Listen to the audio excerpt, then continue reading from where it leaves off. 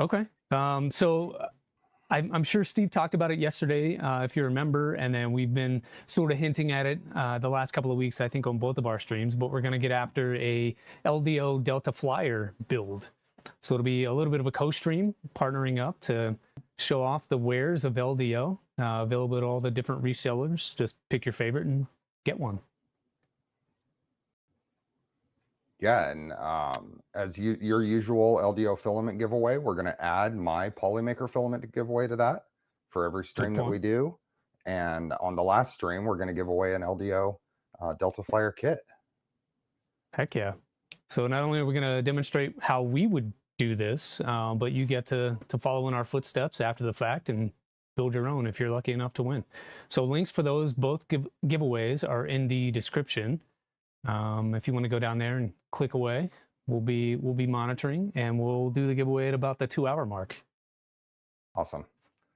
Have you ever built a Delta Flyer? I'm sorry. Have you ever built a Delta? Delta Flyer, no, I'm about to, but Delta, yes. So behind me over there is a Doron Velta. Okay. The April Fool's printer. So behind this filament rack, it's sitting over there on the floor. Mm-hmm. And then I have a FL Sun S1 over here to my left. That kind of works. Oh, okay. This is my first Delta at all. Okay. I'm happy to be your first. So, I've never flown a Delta Flyer, no. Okay. So where do we start? Probably at the beginning, huh? Yeah. Let's just actually jump into not quite the beginning. Not quite the beginning. We cheated a little bit. We put inserts in. We did. Yeah. It's painful to watch on stream, so might as well do, what was it, something like 95 different heat certs? That's funny you say that, because of the 100 pack of heat sets, I had 5 left in the pack, but I haven't done the effector yet.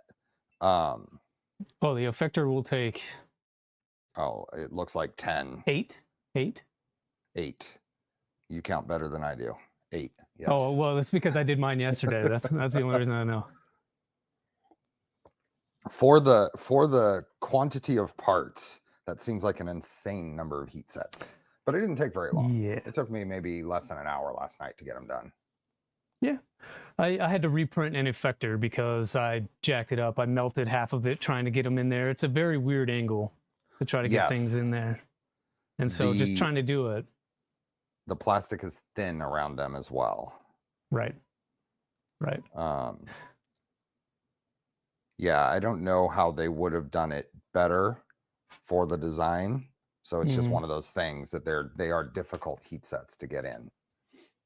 Yeah. Well, I did see that, who was it? CNC Kitchen of, heat insert fame has a 90-degree adapter now that he's selling on the website. I have not picked it up yet. I looked at it the other day on the website, on his website. Cool. And so you can get on there and get one of those. I just haven't made that purchase yet. I need to find the right one. Yeah, I saw that when I was at his shop week and a half ago. Okay. You should have left with one. They hadn't received the batch of them yet. They only had the prototype in there. And that so prototype he's going to send me one. He has another cool thing coming that'll be really handy for heat set inserts too. So stay tuned. Will do. Yeah, I saw that he has the removal tool and the 90-degree tool, so I may just have to get the collection. Yeah. Okay. LDO giveaway says it's only US, but LDO ships it worldwide normally. Tactical printing, that's what Jason told me, is that it's US only. So if you happen to win, you can ask that question.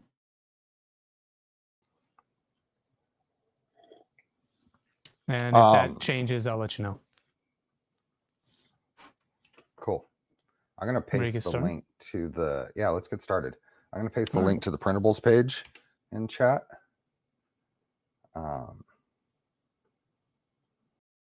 So the printables page has a link to the quick start guide and build manual that you have up on the screen right now. Yeah. So, and well, it has a link to the general information, which is this next link, which then links to the build manual. So there's the couple of links for the folks. Let's get started. Yeah. Oh, you put them in Discord chat, or where'd you? YouTube chat? YouTube chat. Got it. Okay, it's just slow for me. It's not coming up that quick. I was going to pin them in there, but yeah, I'm looking at live chat. I'm not seeing it. Oh, maybe I need to make you a mod, or it won't let you post links. Oh. Yeah. Yeah. Right? Yeah, it gets weird when you're trying to bring two streamers together. You get audio issues and can't post links and all kinds of things. Yeah, but I'm not, I don't know. I need to be able to right-click you, but I'm not even seeing. Can you post like just a normal hello? And then that way I can make you a mod and you can post your links. There you are. A little bit, but it's okay. I mean, if you said something a second ago, I didn't hear you.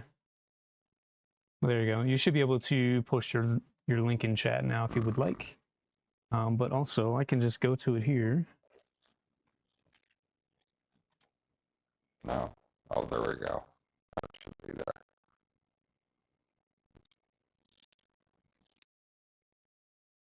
And there it is. And for those following along, we'll pin this in chat so you have it. The giveaway links will be in the description. Good morning, Kegel. All right. Interesting. Poorly my audio tends to do when I'm doing something like this, when it seems to be fine when I'm streaming. Same. Yeah, I have to do weird things as well. Yeah. But yeah, what did I do to Steve's audio working again? I didn't do anything. Like it's just weird. I think we may be getting hosed by Video Ninja a little bit, so we'll have to figure out a different solution for part 2. We'll figure it out. Yeah, it'll be fun. All right, let's do it. This thing building. Yeah, so this is your LDO Rollahan Delta Flyer. This is made by Canrog, who I think is in chat. I saw him a little while ago. And good morning, Zombie. Good morning, Projects and Dad's Garage, Alex. So if you go to canrog.github.io, this will be it here. You have links on where you can get your kit if you're interested in building one. It tells you about the project here. You can go to the printables page that we have linked. There are different instructions, and then they have Rollahan's color CAD tool. So you can sort of get a visual of what your printer is going to look like when you build it and complete it. And so there are some essentials down here, everything from a build manual to tutorials to Orca Slicer profiles. Canrog did a really great job at putting everything together and making it available for the community. So shout out to him for putting in the work on his own time to make sure that we are successful today. Yes. But this is the build manual. So introduction, not the final manual. So there may be some errors, there may be some omissions, things like that. You'll have to have, I don't know, maybe a little bit of experience building something to be able to figure out some of this stuff. But we've got the pros on the team, both in chat and on stream. So we'll get there. Printing parts, there's a printing guide. So these are general rules here on what to print and how to print, different materials, things like that. I printed mine from ASA. Steve, what did you choose? The same. I use the LDO carbon fiber ASA in gray and the Polymaker Pop Green ASA. Okay. Mine is dark blue ASA from Bamboo Lab and then a light gray from Polymaker. I also have specs of red ASA from Polymaker and yellow ASA from Bamboo Lab. Nice. So mine's more of a transformer theme. But these are the recommended settings for all of that stuff. Very similar to a Voron recommendation. Carriages need extra care, printed in a dark, non-translucent filament for the optical end stops to work. That's a good point. That's a good point. So using a white filament may or may not be desirable here. I've never used optical end stops for anything. Interestingly, so this is a printer. You're probably not going to want to use PETG, but PETG tends to be transparent to those optical end stops too, even black. Right. Right. I've actually got some green transparent ABS from Hatchbox. That's how old this stuff is. But it's pretty transparent, translucent. So something like that may also not be the best choice. Right. Okay. So Steve, I think we both said that we had not prepared our arms yet. I actually screwed mine up, but you would want to do these. They're going to take a day or so to dry fully and cure, about 24 hours, I think. So there are two sets of rods. You've got the 100 millimeter and then the 105 millimeter. The 105 is if you're upgrading the ball joints. If you're purchasing your own, they do not come with the kit. Then you'll have a set of arms for that. That's the set I messed up. And so I had to end up ordering the new MP jets to be able to continue the build. So hopefully those come in this week. And so by the next time we stream this stuff, I'll have what I need to be able to build some arms. That said, we're far off. What box were the rods in? I want to say they were in with frame. with the frame. Oh, there's all kinds of these. Holy moly. Yeah. Is there enough for 2 builds of the 100s? There's enough for 1 build of the 100s. Should have, what, 6? I have 6 of the 105s and 12s of the 100s. You should have 2 packs then. Oh.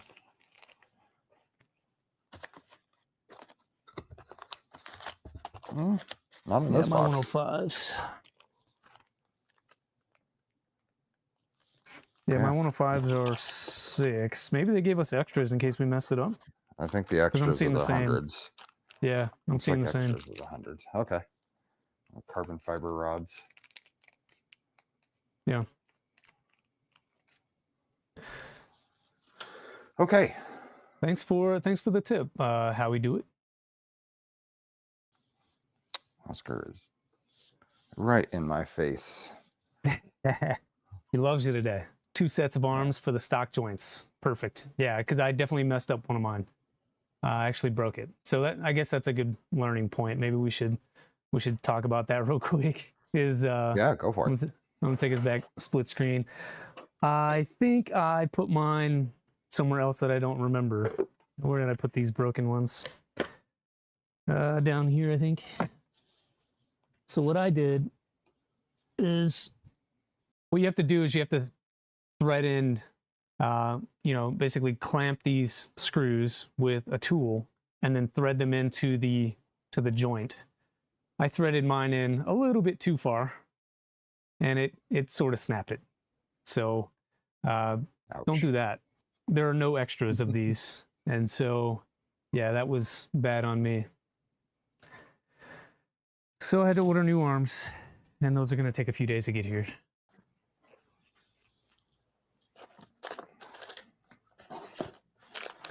So we decided to move on, and I've already pulled off all of the support.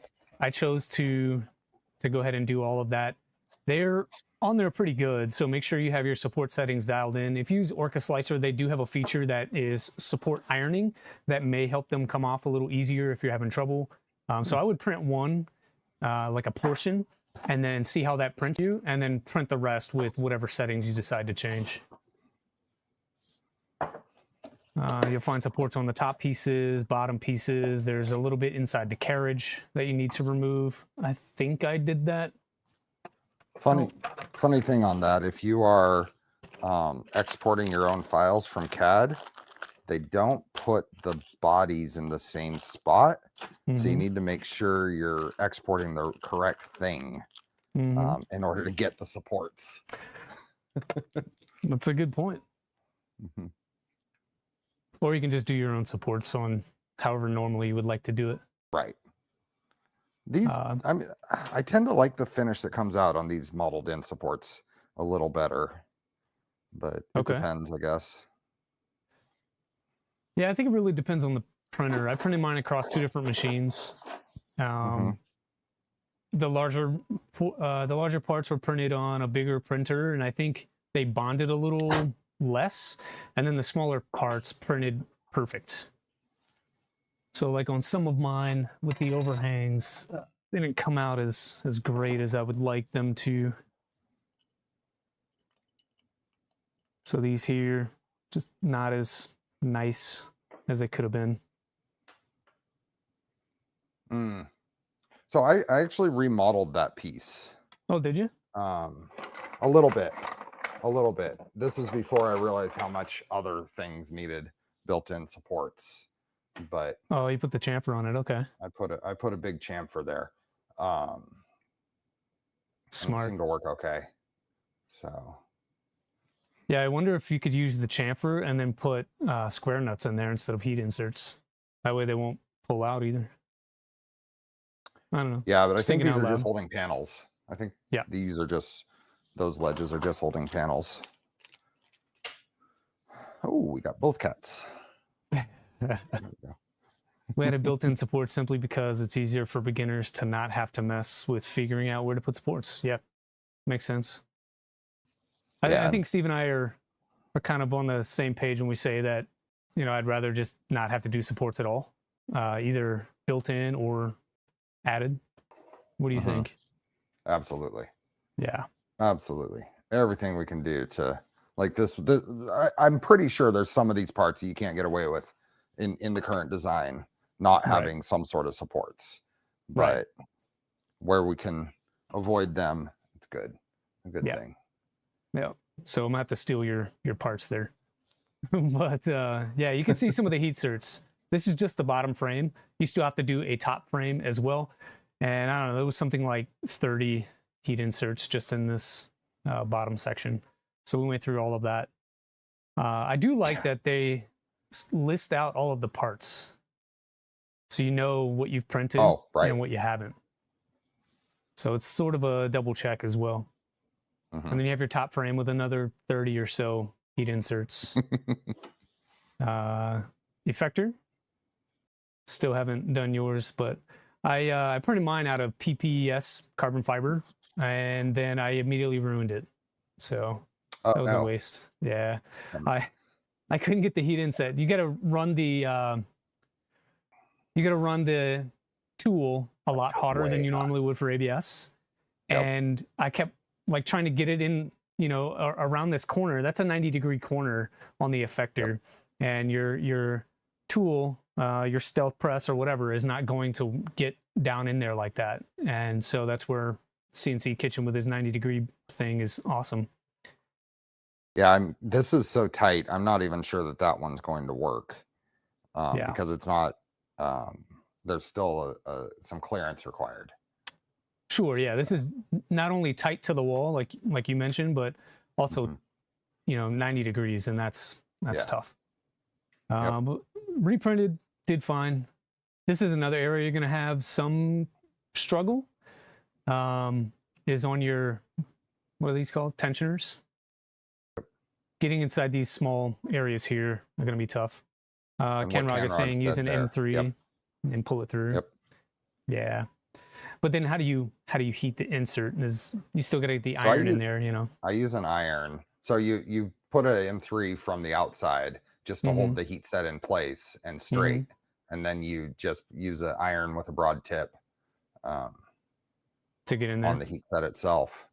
And it'll, you got to take your time. You want to low pressure, let the heat pull it in. Right. I didn't do my top panel yet. It's printed, but I didn't put the inserts in there. I figured that would be one of the last things we do.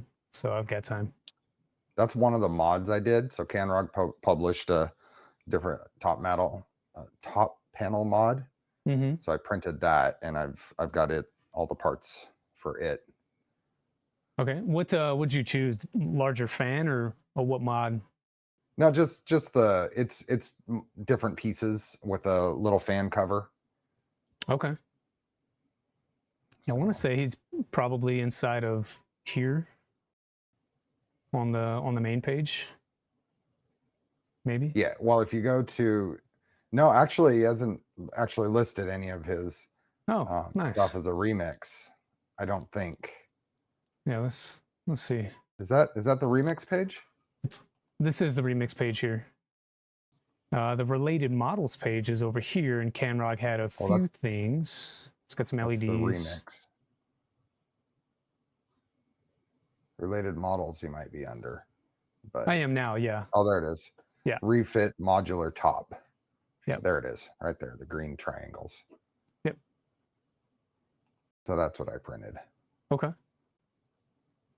I thought about this one, and then I don't know. I just printed. I think I probably forgot to make it, and so I just ended up printing these. And I was like, oh, maybe that's good enough. We'll change them later if I need to. I did remix the handle though. Put a Decepticon logo on there just so that I have a little bit of custom something on there. I haven't printed the handle yet. I figure that's not today's stream. No, it's definitely not. But while I was in CAD and doing things, I figured I would do this one as well. Oh yeah, that looks good. Thanks. We did the hinges, and then that was the end of the heat insert. So finally, after all of that, after an hour of heat inserts, we get to do some building. There we go. So let's do it. Cool. Take us over to the bench top here, and I need to. There you are. Make sure you're. Feel like you're cut off at the bottom a little bit. There we go. What do you guys think? Is Steve big enough? Are we able to continue? And I've got all of my stuff laid out on the workbench already. We're going with I think these are top pieces, right? So Bottom. Little note in the instructions. We're using socket heads, but the picture is obviously button heads. Yep. Yeah, I didn't notice any socket heads in the kit at all, honestly. I think there are 3. I lied. There are 3. Everything else is button. Yeah, the M3x30s are socket heads. Oh, that's Everything true. else seems to be button heads. Yep, that's true. I, of course, grabbed. I got the wrong piece. There we go. So bottom parts, this is something that we were talking about too. Bottom parts are labeled, and we printed ours before. Thanks for the membership, Bearded Printer. Appreciate you. We printed ours before there was an update, and so only the bottom ones have the labeling on it. But Camrog has updated the top parts to also have labels, so you can match. The opposite of that. Oh, is that the opposite of that? Yeah, you've got a top part there. Yes. That's the thicker one's the bottom part. Yes. One has the label because we printed it, and then the other one does not because it's an earlier edition. I'll say it that way. That way we cover all bases. Perfect. Something like that, right?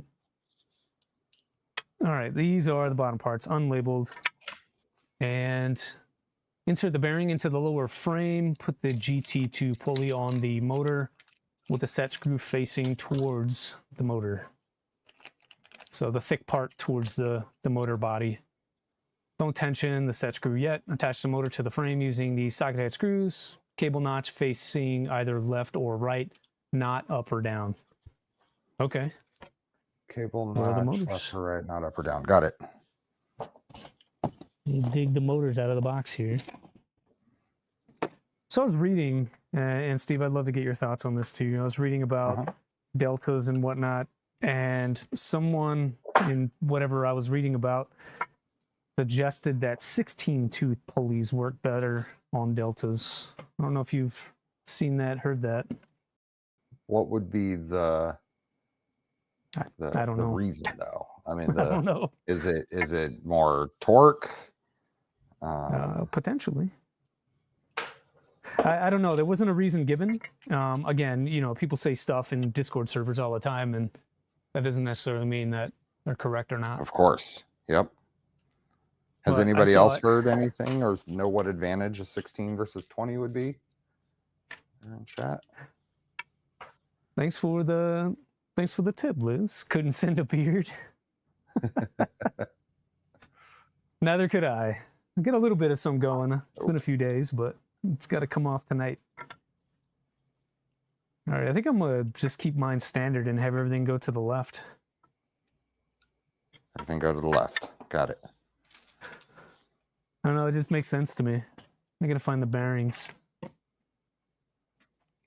looks like all the miscellaneous kit. Motors are the same. Yeah. So I was thinking about something. You know, you had mentioned maybe wanting to do an M4, the M4 mod on this. Right. Yeah, I built it. I built it yesterday. Mod. It actually has all the parts included in the kit to be able to do that, except for the 20-tooth pulley. That would be the only thing missing. Yeah, so that might end that up doing the same. Okay. Yeah, that's why I did it. I realized that the BMG is all of the same parts. I've got extra pulleys, and so I just grabbed one of those and threw it on. But yeah, this is my M4 here. Built this one yesterday. It's either that or you can use the BMG that comes in the kit. Right. Yeah, but it's a BMG clone, which is meh. Meh. But you can salvage it for other stuff. Yeah. Okay, bearings. Yeah. Here's the first test. Mine is tight. Do my bearings fit in the printed parts? Mine was very tight. Yeah, this is tight. 0.9 motors weighs up for the difference. Okay. It's an acceleration thing, according to Canrog.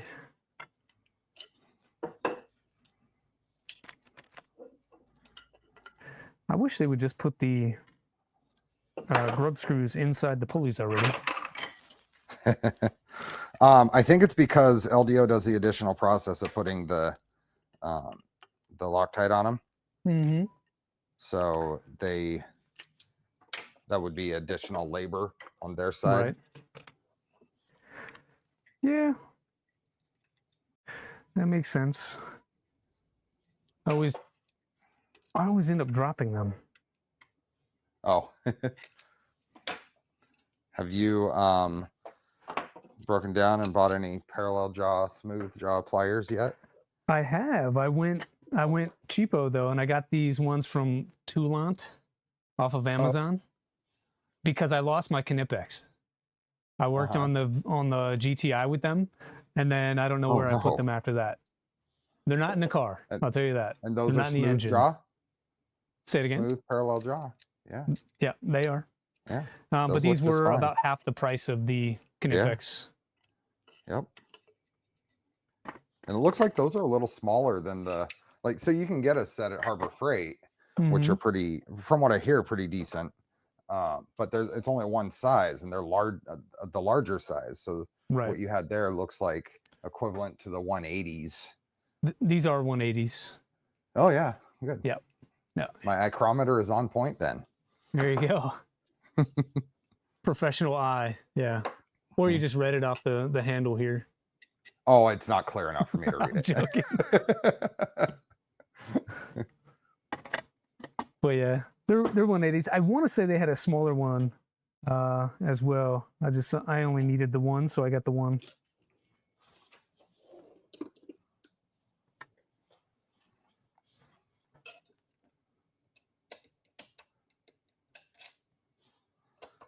So I want to the rescue. Jump in here real quick. Yeah, go for it. Mention that anybody who is new over here, coming in from my Discord or whatever, be sure you hit that subscribe button. Let's bump those numbers up. That's right. We got to pump those rookie numbers up. Didn't say rookie. I said those rookie. Numbers up. Undiscovered. Undiscovered. I love the PC way of saying it. Well, no, this is fun. I don't get to too often have people that come here, do the same thing, and build with, you know, a teammate. So this is enjoyable, I think. Awesome.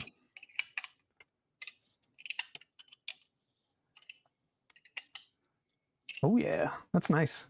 I love that the bearing is in there to support the end of the motor shaft. Oh yes. I'm starting to see that more and more in printer builds. Mm-hmm. Where folks are doing double shear. And we definitely want to make sure that we don't tighten those grub screws yet, because they have to Right. move a bit. I'm just noticing I made it a little tight on this one. Yeah, I got mine in just enough to There we go. keep them there, like one or two threads, and then left it that way. Oh, come on. Trying to keep an eye on chat at the same time. I may have to move this window over. The bearing. Do they give a spacer for setting the pulleys? No, there's no spacer. I'm sure you could design one, George Elliott.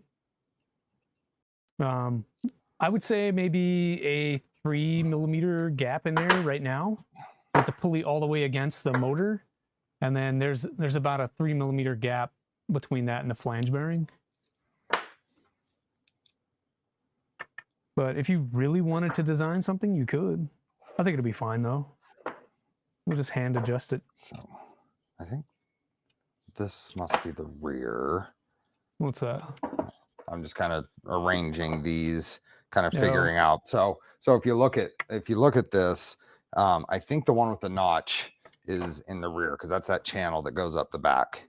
So I'm going to actually move this connector to point that way.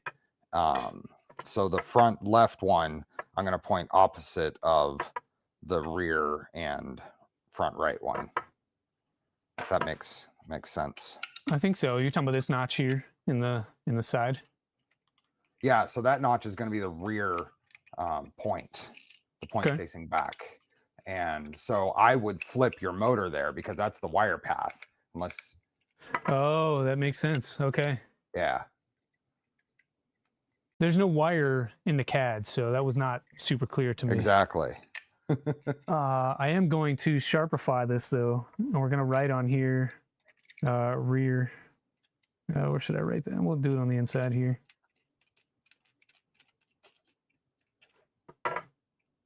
I'm not above labeling things with Sharpies. Oh yeah, Sharpie's one of the best tools on the bench. Seriously. Yeah. If I ever did a must-have tools, that would be in the list. Yeah, I try to be a little more civilized than just using Sharpies for labeling everything. But sometimes you just got to do it. What's more civilized than a Sharpie? Label maker. But you can't label maker like. I could do the motor body. Yeah, I could do the motor body. Do the motor body, but for like one of the things I do is like use a red Sharpie to color the tops of the terminals on the controllers. Oh yeah, oh yeah. So I've actually got paint pins for that, like red paint pins, and I'll do the same thing. Sharpie sort of comes off after a while, like touching it. Agreed. Paint pen takes longer to dry, so pluses and minuses all around. Yeah. Hit it with a heat gun. Having little, I end up, because of the heat shrink labels from the label maker, I end up with a lot of little scraps of white heat shrink. Yes. So coloring those with a Sharpie or a paint pen allows you to have a unlimited, basically, options in heat shrink color. It's a good idea. I always wondered what I would do with those, and I sort of collect them in like a small shot glass. Yep. And I'm like, what do I do with these? I hate to throw them away though. but every label maker will make some waste like that. But Yep. that sounds like a good solution.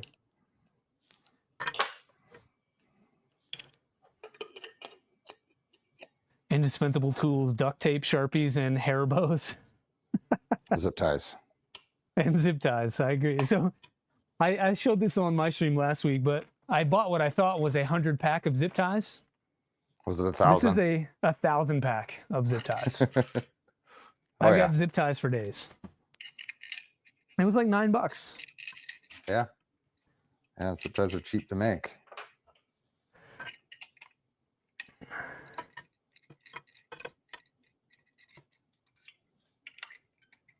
All right, staying with the consistency. I know I said I was going to go to the left with everything, but since we changed one of the motors to the right, we're going to make them all go to the right.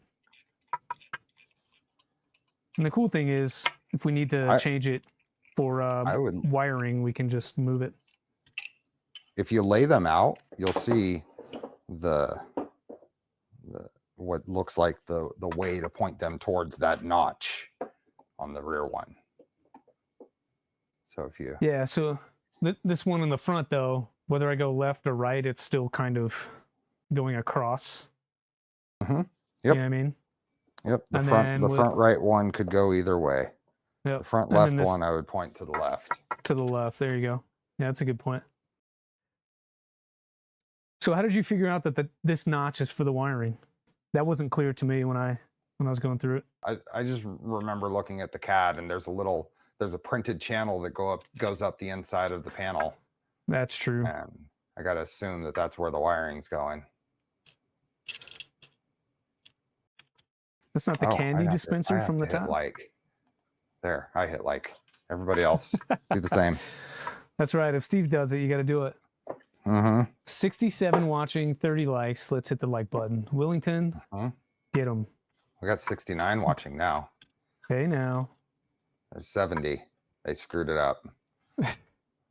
Somebody jump out and jump back in later. Sub yesterday after Steve's member-only stream. Nice. Thanks, George Elliott. Awesome. Zip tie giveaway at 1,000 subs. No, Liz, we're going to give away a printer. We're going to give away 1,000 zip ties at 1,000 subs. It'll have 1,000 zip ties on it, though.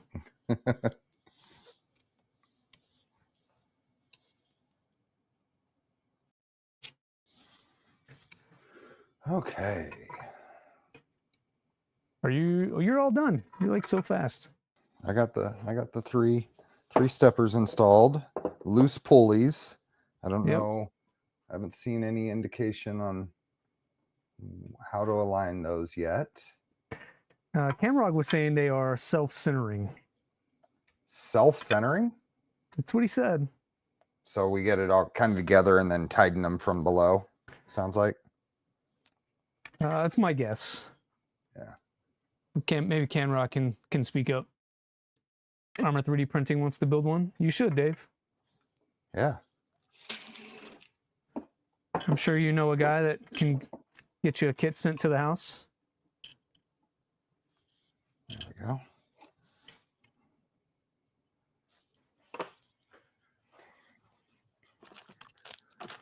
Almost there. I had to undo one of mine. A membership for every zip tie, no zip tie left behind.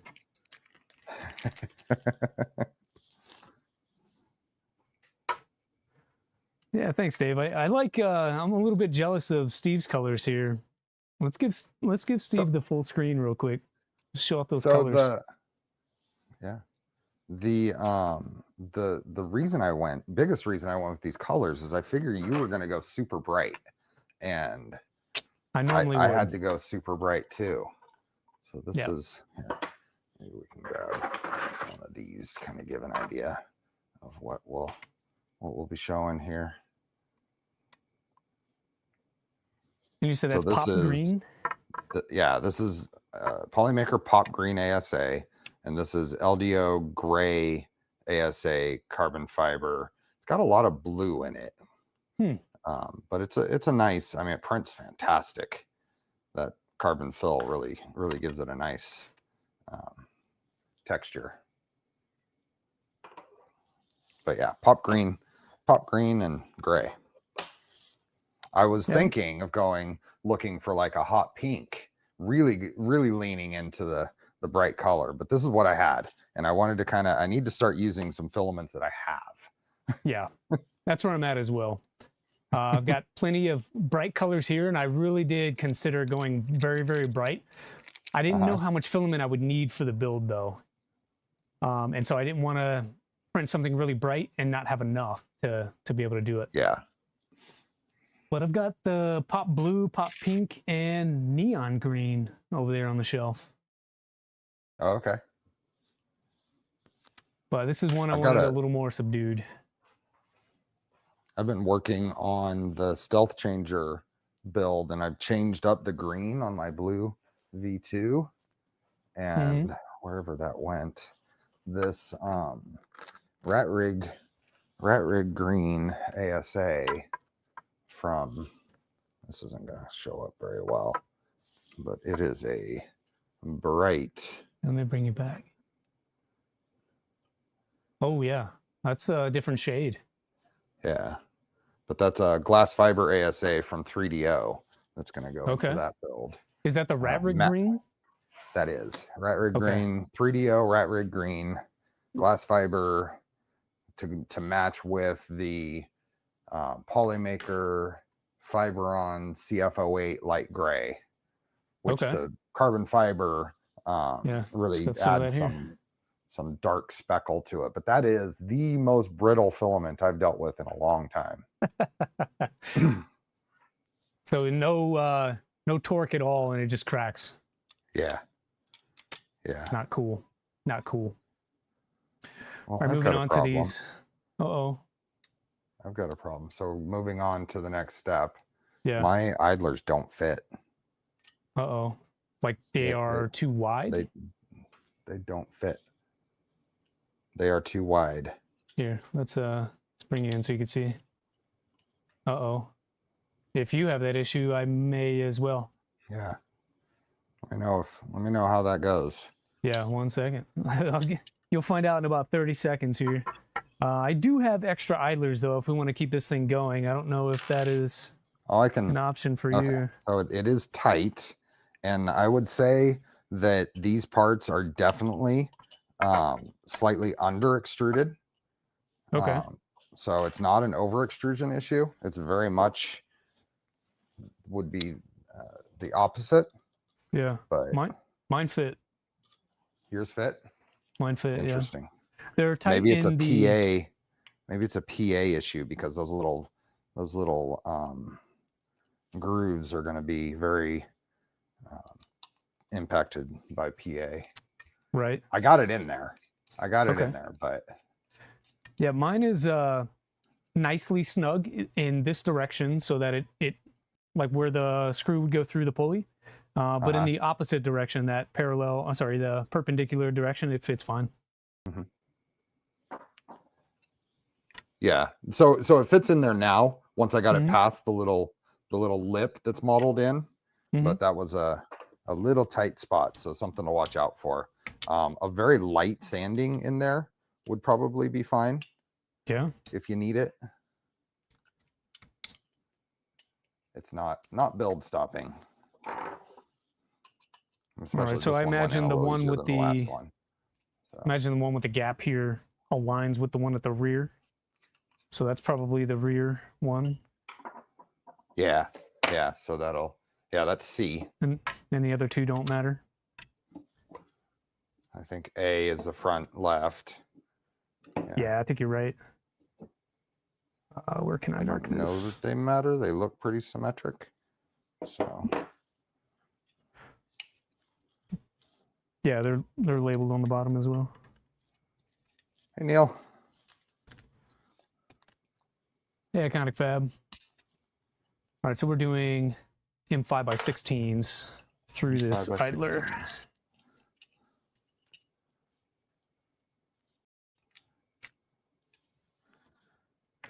Yeah, this has been a busy week of streaming. Yeah, how many times this week have you streamed yet? I'm tracking 3. Wednesday, Saturday, and twice today, and Whew. Oscar, you are all over my keyboard. What's the driving factor for so many streams lately? Just the extra time off? No, I mean, I had to member stream, so a monthly Yep. member stream. I put off till the last second, and then the Wednesday stream was just normal Wednesday stream. So this is really the only extra one. Okay. Well, I'm glad you're spending it with us. And I mean, I'd only be sleeping otherwise. So whatever. Yeah, who needs that? Who needs that? Get up, get warmed up, and then go and crush it on your own stream. Yeah, it'll be an interesting transition. Yeah, well, we will raid directly over to you. I've set it up so that once we end here, it'll push everyone over to your streams. For those that are trying to catch Steve after we finish up today on my stream, just stand by in YouTube, and they'll push you over to where you need to be for Tridex.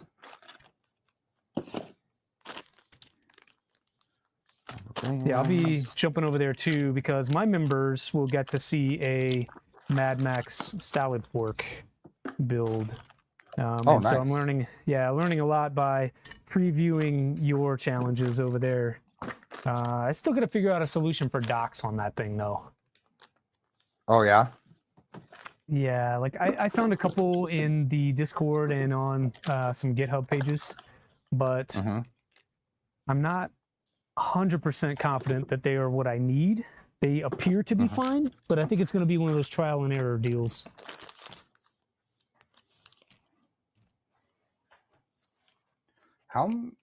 We need 3 of these end stops, right? Correct. I've got 3. You've got 3? Do you not? Yeah. Do you not have 3? I have not pulled this. This is the first time this box is opened. Okay. Check the miscellaneous box. That's what I'm in. I've got 2. I found 2. And then I think I'm actually missing 1. Checking. Uh-oh. I've got everything else that was in there.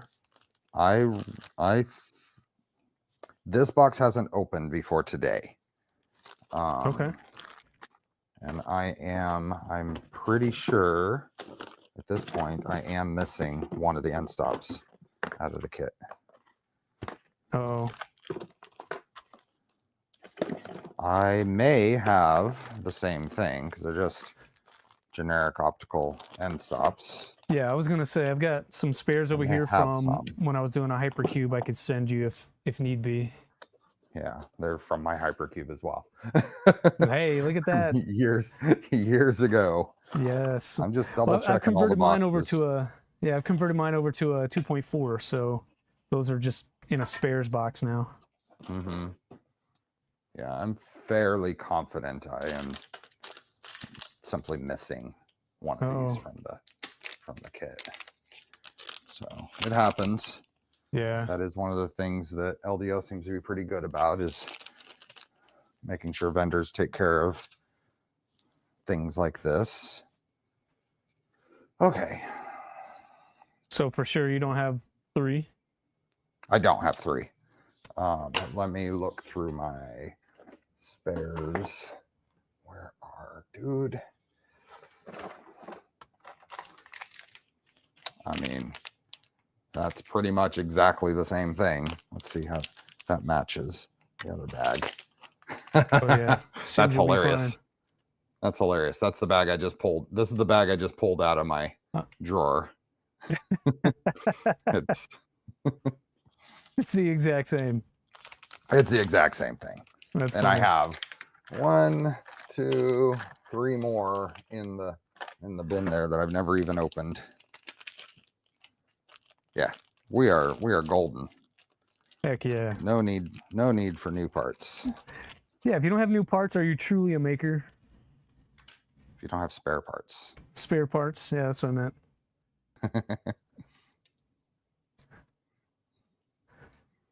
These are... Yeah, these M3x10s thread into plastic here.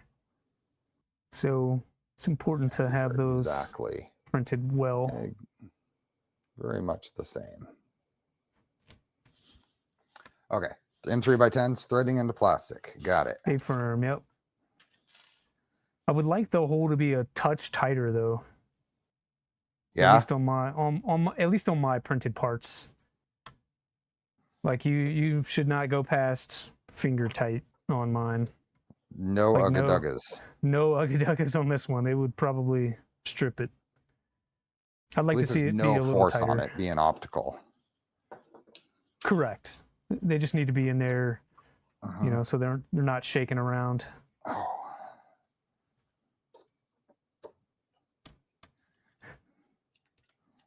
I went ahead and installed the wiring on mine too because I have a feeling that's going to be tight to get to, and my big meat fingers don't like to get in tight spots.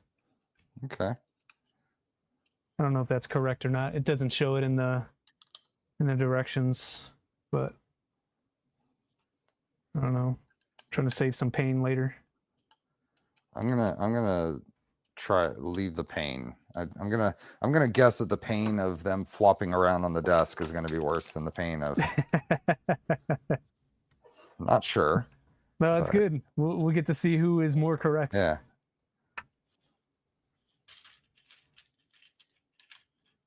That wire in the end stop bags won't be used. There's some custom ones in the kit. Did you use the one from the bag? I did, yes. It won't be used.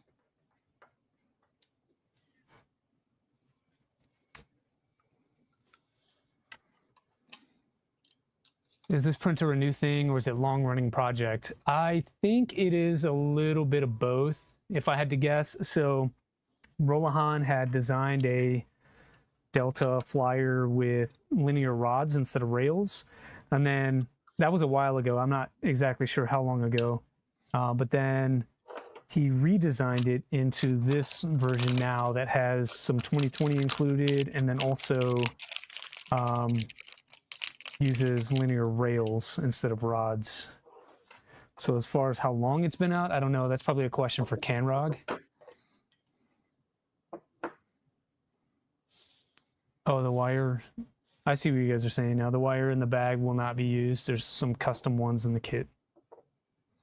I think you just said that, Steve, didn't you? Yeah. Yeah. I was just reading what Canrog said. Yeah, I'm catching up in chat.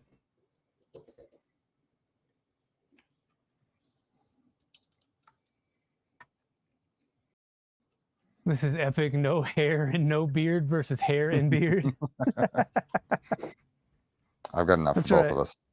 Yeah, that's true. You get a little bit of both. A little bit of both. Steve, I think I started watching your stream before you had a beard. Oh yeah? Yeah. It during my Voron and 3D printing journey, I've had it, then I cut it off, then I grew it back. Okay. So if you look at the Switchwire debut stream, I was on there, and I had a beard to the point of folks were messaging me asking if I rode, and I was confused because you know I do ride bicycles. I mean, everyone's got their catnip. It didn't really occur to me that they were asking if I rode motorcycles. Mm. So I just thought that was funny. I haven't had anybody ask that in a long time though, which is weird that it was at all a thing. Yeah, I think that's part of being on the Voron team though, right? You have to have a beard. That's the joke. There's a few that don't. I guess you gotta look at there's the Voron team you see, and then there's the Voron team, which is about 3 times that many.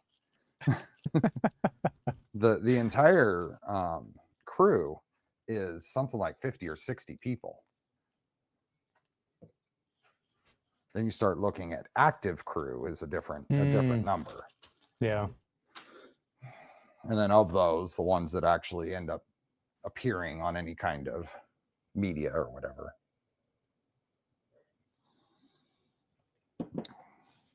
Okay, so idlers are installed, end stops are installed. Where are you at? We're on to the next thing. We are. So attach extrusions and rails. Extrusions Good morning. and rails. Good morning, OG Maker. Hey, Bill. Here. Morning. Okay, so I'm gonna grab my box of rails here. Oh, did you grease the rails? I did not. No. I completely forgot. I was thinking about that too. I didn't say anything. Were you gonna just keep quiet? I was gonna keep quiet. Yeah. I'm gonna press forward. Darn it. Yeah, I didn't even think about it. I know. Had we been better builders, we would have done that off camera somewhere. Yes. Yes. That won't take long. Yeah, it'll be fine. They're clean. They just need a little grease. Yeah, what are your best techniques for greasing linear rails if you don't want to completely disassemble and clean and all that? I don't completely disassemble, but I do pull the rail off or the carriage off. Well, that's great because it did come with. It comes with little. Yep, it does come with the carriage holder thingamabobs. Thingamabobs? That's the correct term. Yeah, I'm not sure what these are called. Carriage It's thingamabob. sabers? You're right. I don't know. We'll make it up Carriage as we go. thingamabob. Carriage thingamabob. Who's a what's it? Thingamabob, darn it. Oh wow, I've never seen these wrapped in paper before. Yeah, I think that's an anti-corrosion thing. Okay. They are LDO branded rails, so likely good. 9C rails. Mm-hmm.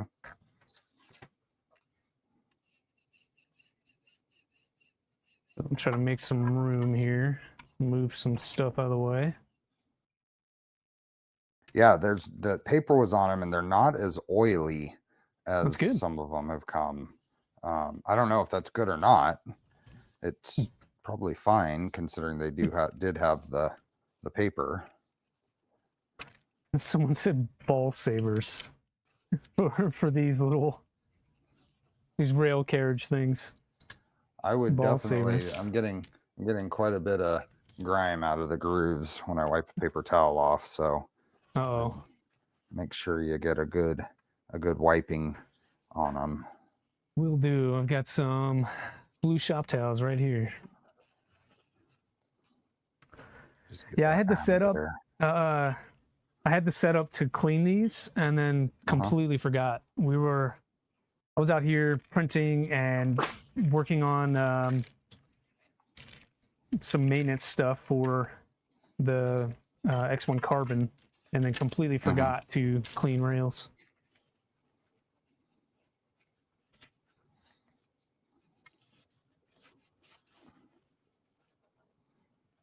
Yeah, I've never seen paper on rails before. That's unique. I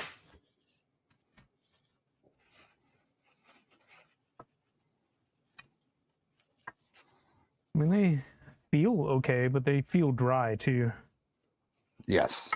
That's no assembly oil on them.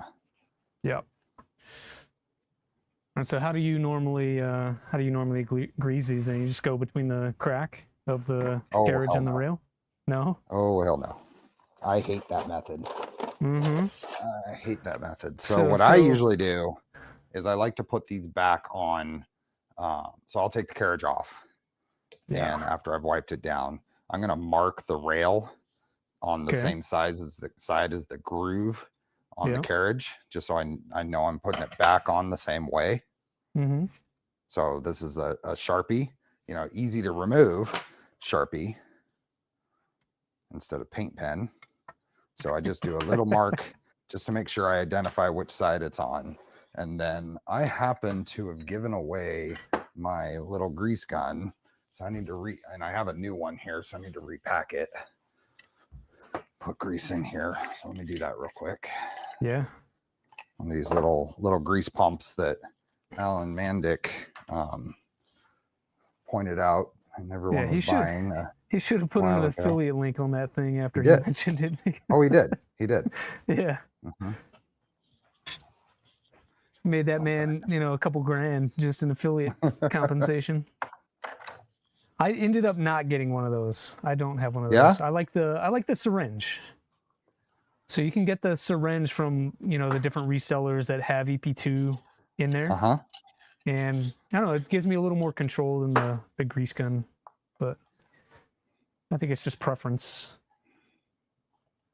But yeah, I did pull a lot of grime out of the groove on the side of the rail. Yeah, I noticed that. So definitely important to wipe those off.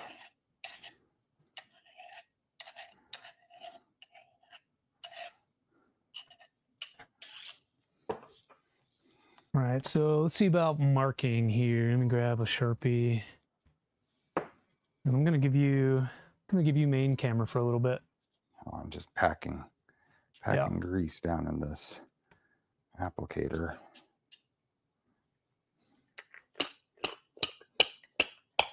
Kevin Kern says it's almost 45 in the shop, so can go out there soon. Kevin Kern, it is about the same here. I'm seeing 41 in the garage right now.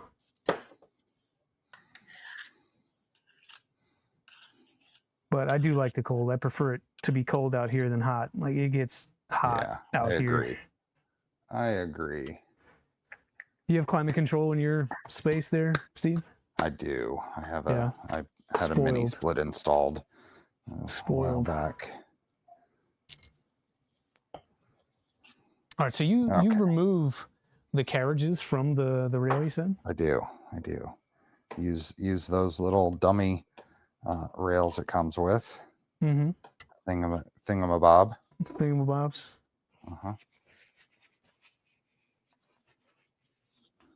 So I don't generally use super lube in rails. I use the EP2, and even that's not. It can be argued that there's better greases for this. EP2 is fine, but super lube I don't prefer for these. Same. It's a little lighter than this EP2. Yeah, I will use that for lead screws, the super lube, and then I use the super lube oil for rods. That way it's a little thinner and can actually get down in there. Okay, so I've got mine removed.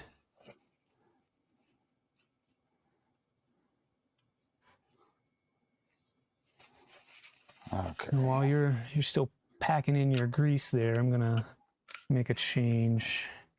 Done there. Wipe all this off. And I'll push this up. There we go.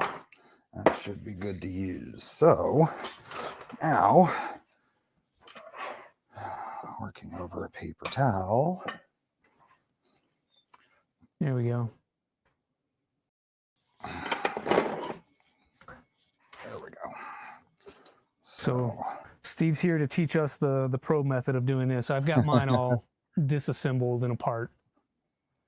Yeah, so what I'll generally do, pull this out, make sure I get any Oscar hairs that have accumulated off of there. And then I will just put a little bit of it in there, huh?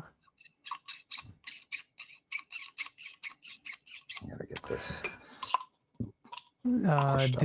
With the bed screws, you use the grease? Yeah, for your rails, you manage to use oil from Super Lube. Yeah, I think for rods, I do that. For the rails, I'm like Steve. I prefer the grease. Yeah. Okay. So you just go to town on it, huh? Well, very little. I mean, you don't have to. I mean, you can get just a tiny bit out there. Right. And I'll put that on both sides.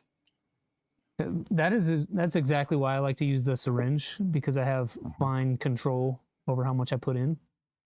Yep. And I push that in with my fingers and stay low to your workbench. If you're up here and a ball falls out, it bounces out of there. And then, especially with these little 9C, I can just roll the bearings into the channel. Okay. And then you grease again. and then grease again, and then I'm done, basically. Especially with these 9C, where you basically can hit it with just a little bit of time. There's not a lot of grease needed. Yeah. Because most of that's going to end up squeezing out anyway. Hopefully. So that's pretty much it. Put it back on your dummy carriage. Make sure we're on the correct side. Groove to the side I marked. And done. And then repeat times 3. Yep. Put our stopper back in. Yeah, that's awesome. I think we have a very similar process. It's just a difference in tools used. Yep. I really just don't like squirting the grease, forcing it in from either the side or through a screw hole, just because it makes such a mess, and you're not sure that you're getting grease where it needs to be. Yeah, I don't disagree with you. It may work for some folks, but I'm like you. I like to make sure that I'm going to be okay for a while. Because I'll be honest, like maintenance on printers sucks. Pulling the gantry apart just to get to your y-axis rails on certain machines is going to be painful. And it's gonna take you, a few hours just to do that and then put it back together. I just like using my machines.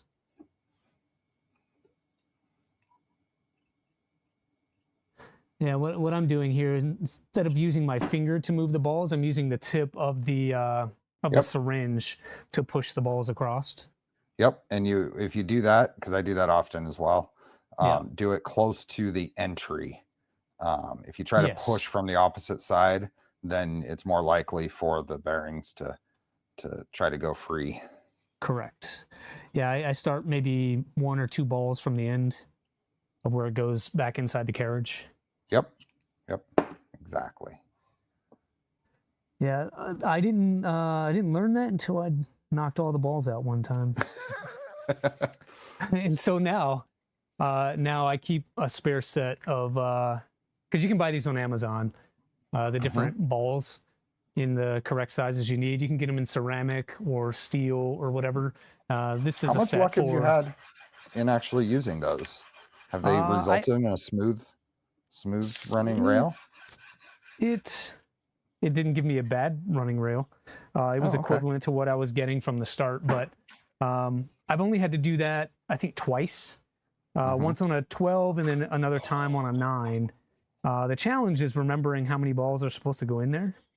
Yeah. And so I just put them in until there's like 1 space left, and then I'm good to go. Yep.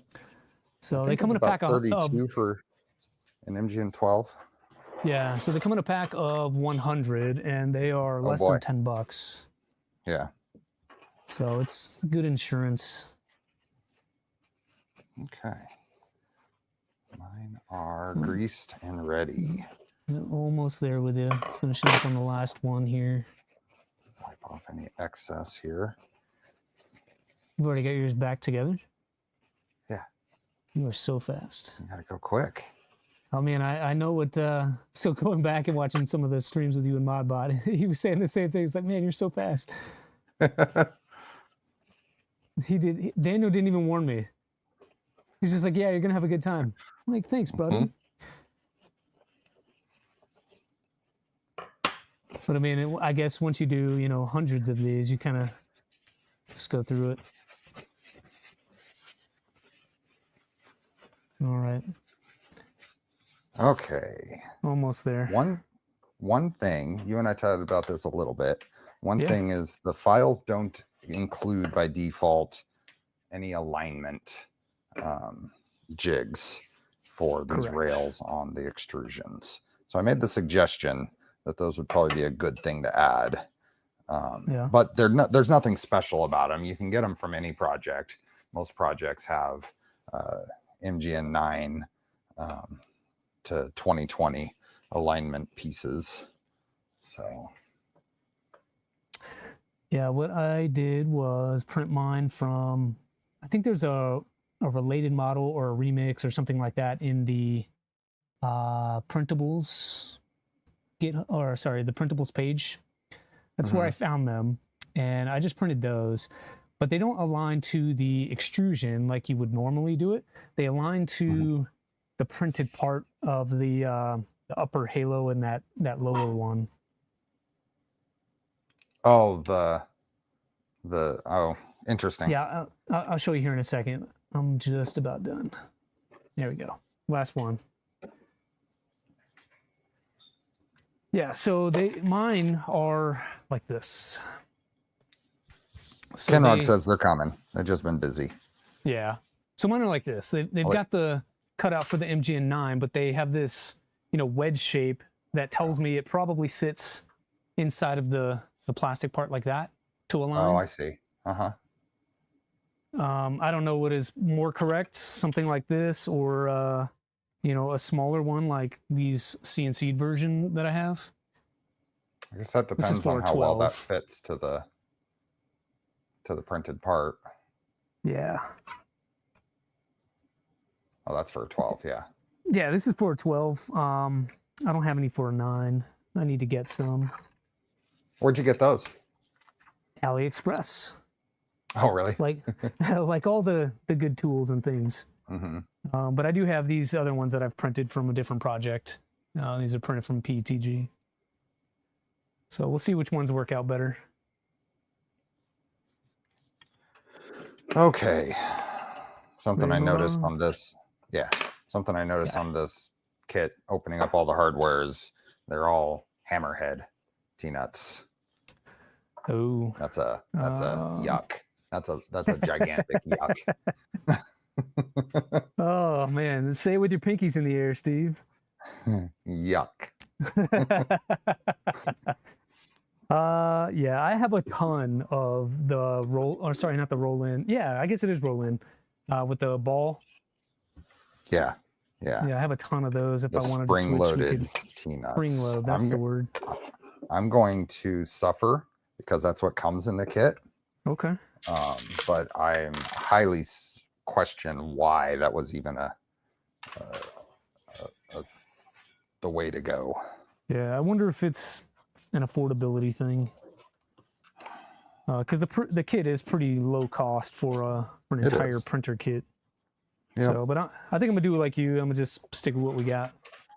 Yep. If it becomes a problem, I'll replace it on the next maintenance cycle. I mean, one of the big problems with these is, this is interesting. What you got? I think this is actually a problem. And I'll show you why. Are they too short? I'll show you why. I think this is, and Canrog, you want to pay attention here. Because what happens here, let me see if I can demonstrate this. This is an actual design problem. So you have a printed part, right? And you have these indexing features that the extrusion lines up the extrusion, right? The problem is that a hammerhead nut and even a regular T-nut has similar extrusion indexing features. They can't occupy the same space. So when this comes in here, that indexing feature is deep enough to fully occupy the thickness of your slot on your extrusion. So you're never going to get this to tighten down properly with these hammerheads and this printed part like this. Does that make sense? Yeah, I've actually run into that on a few printers before. And what I've done is either go back and remove it in CAD, which is the correct way, or go at it with a file. So you see that indexing feature there goes up inside the slot a bit. Yep. That's going to try to occupy the same space as that plastic. Yep. This isn't correct, Canrog. No matter what, this you're deforming this plastic. You have to tighten this and rely on that plastic deforming for this to work. So yeah, he says it's been taken into account. It hasn't been taken into account. This is wrong. There you go. Final word. They do fit nice, though. I'll say that. The rails do fit nice into there. Yeah, yeah. So what do you think we should do, Steve? Do we press forward with hammerheads, or do we swap over to roll in? Neither one is correct for the way the parts are printed. Sure, but what's going to be more secure, you think?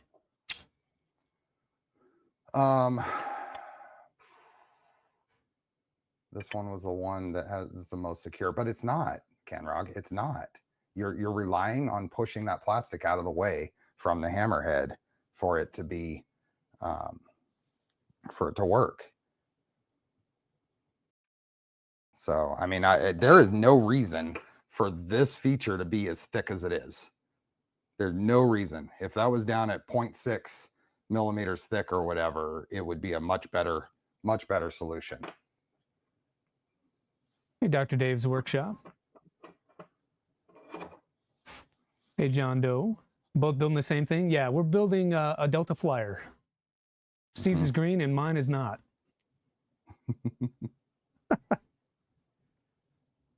Okay. He said sand it down. Yeah, that's what we're saying. The reality is that this will probably secure the way it is. It's just wrong. Okay. So I'm going to continue with the parts that are included and see if we actually have any problems with it. Let's do it.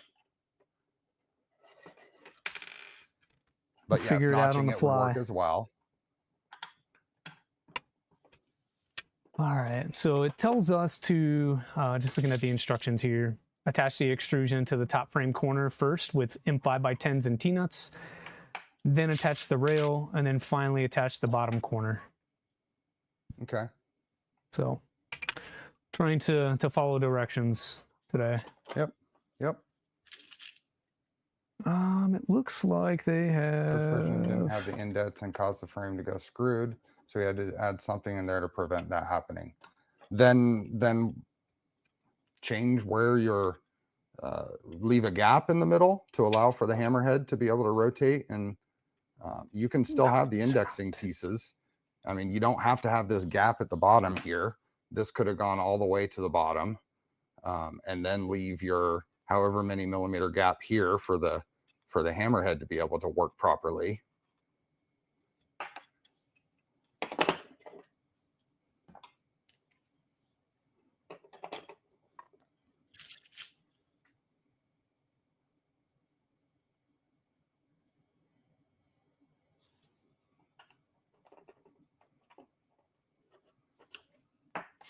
Yeah, this is my least favorite part, is doing hammerhead T-nuts. Mm-hmm. Yeah. I mean, if you did regular roll-in T-nuts, then you could make that indexing feature a full millimeter and have enough room. So now they might not have enough space. I don't know, because a roll-in does take more, is wider. So we shall see if we put this in here and then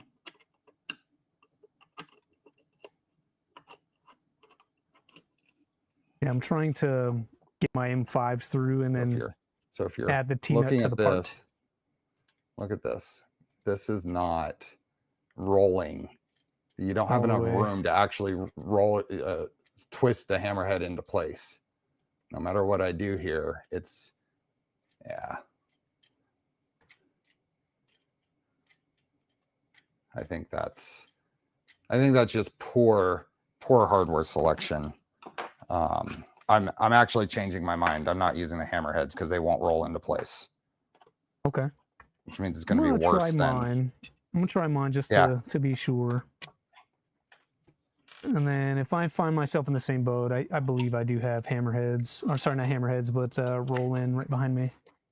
Mm-hmm. So let me see if I'm seeing the same thing. Just looking down at mine, that's I may have enough of unrotated. These little flat things. And I'll show you here in a second. Potentially a solution. Yeah, mine are not rotating at all. Yeah. Yeah. Like even if I back it all the way off and try to do it, mine won't rotate inside of the extrusion. Okay. I think you can let's see that down in there. Let's see if we can get these kind of rolling nuts to work. First version didn't have the indents and caused the frame to go skewed. So we had to add something in there to prevent that happening. We'll take another look. I think you can fix it by making these much more shallow. These don't have to be 2 millimeters to stop that extrusion from moving. Make it 0.8 millimeters. And then cut out a little extra bit for if you insist on using hammerheads, cut out a little extra bit so those will roll around. So you would need at least you would need a circle, at least the diagonal of the hammerhead piece. Looks like an 8 millimeter circle cut out of that indent. So if you do that, then it'll work a whole lot better. But I'm not reprinting parts though.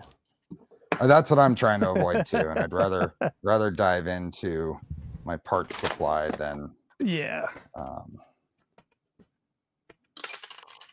I mean, I'll reprint them to verify that it works as advertised, but I'm not going to swap parts. Right. I think I have just enough. I have a lot of 30-30. I noticed the LDO has cheated on their latest extrusions too. The big problem with not just LDO extrusions, but these roll-in T-nuts, these spring-loaded T-nuts, and the variation in manufacturing of those has always been a problem. You've run across setups that don't roll in. It's too tight. It's too loose. It's not a fun problem for the LDO to try to deal with. But what I think they've done is they've started making the channel in the extrusions a little deeper. So now the spring doesn't actually hold them anymore. Ooh. You see? Yeah. I've noticed this on the last couple of builds I've done. The black Trident I did, the springs don't actually engage. You have to find one. Sometimes you can find a one like that one. That one will work. Yeah. But it has to be at that range of tolerance that mine to allow it to. Well, that's the variation in the different parts, which I don't actually say is necessarily a problem with what LDO is doing. They're in a somewhat impossible situation, trying to figure out how to solve it, because when you're dealing with mass manufacturing of a super cheap little T-nut, what do? I don't know. Make your powder coating thicker, I guess. But no, I'm 4 for 4. Well, but then you're going to have some that aren't just going to fit at all. So. Sure. Yeah. Yeah, I'm 4 for 4. Mine are not the same. Oh, same issue. Even going in there. Yeah, I'm noticing that like the printed part is pushing my T-nuts out of the way. There we go. Here, I was able to push it back down in there. Yeah. There we go. I was able to push them. Yeah. Force it in. Yeah, so those parts do need to be modified a little bit.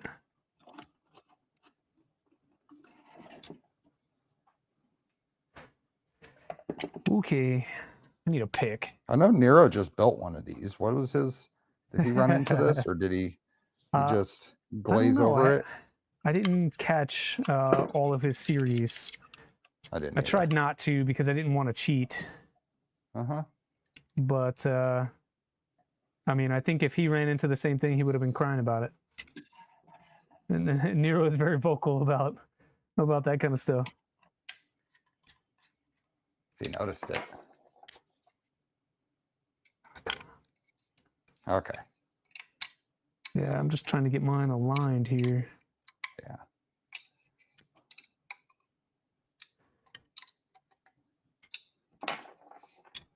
There's one. You got one. I got one. Would pre-Loctite screws help with this? Maybe it might give it enough friction for those hammerheads to roll into place, but then still when you're tightening it down, it's just going to deform the plastic out of the way. The plastic's thin there. It's probably okay. It's just not ideal. And I would change it in design.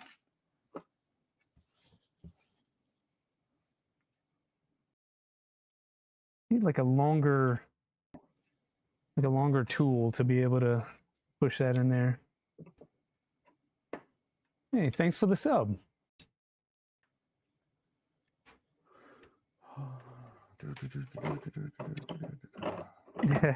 Are you hearing this thing talk when somebody subscribes to you? No, I'm not. No. Did I make a noise that sounded like I did? You didn't. No, I was just curious because I'm definitely hearing it. It talks to me like a whole almost paragraph of stuff when people subscribe or anything, and I just don't know if that's coming through. The bottom ones, the hammerheads are going to work fine. They have plenty of clearance around the thing I'm showing on the screen. Yeah, they're also not the bottom ones. Yeah, they're not the same. They don't have the same detail. Right.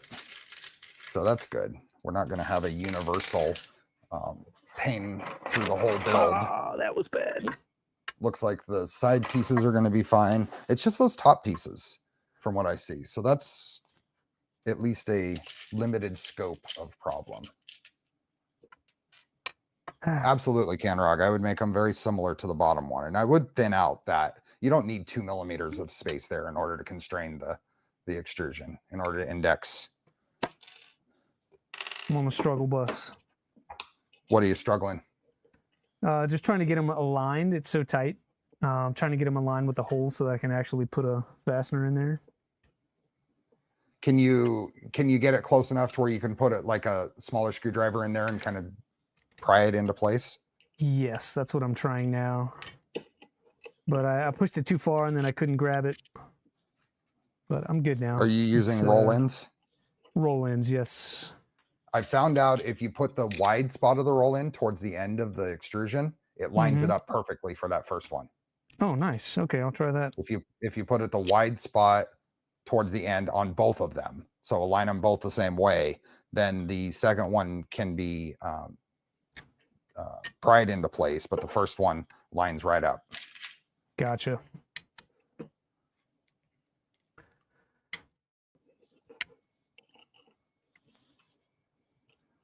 I am switching back to using the hammerheads where I can. It looks like the bottom ones, hammerheads will be okay. Oh, for the bottom frame pieces? Yeah. Yeah. And from what I've just the quick glance at the appearance pieces, the cosmetic pieces along the sides and stuff, it looks like they'll be okay too. Sure. It's just those top pieces that are a challenge. Yeah, I did take note when I was printing these that the detail on the inside where the extrusion mates to the plastic part was different on the top and bottom frames, just like you mentioned. I didn't realize that it would cause an issue though. Didn't occur to me. But cool. Top one installed. And then it says what? Do rail next and then do bottom piece? I don't know. I'm doing the bottom piece. Yeah, I don't think it matters.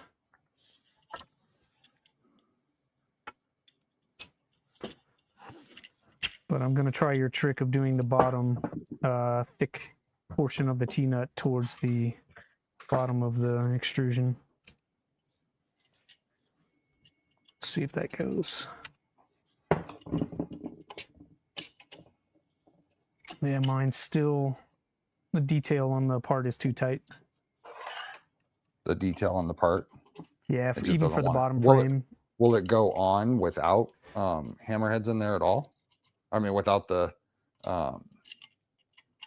Without anything? Will the extrusion go on there?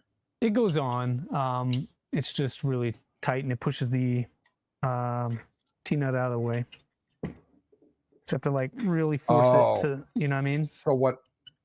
So what I did is push the rail all the way on, and it did push the T-nuts up, and then I just used the screwdriver and forced them past the plastic. Right, that's what I'm doing right now. But it's really tight. Yeah. Thanks for the super chat, Bill. Oh, I missed it. Thanks, Bill. Appreciate it. That keeps the builds going.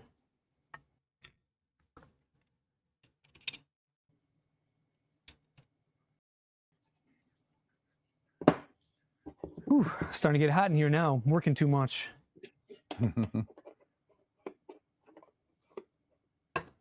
That's okay. I'll turn the heat off. Let's see what I have for alignment jigs. There we go. Hey, almost the right color even, at least in a green.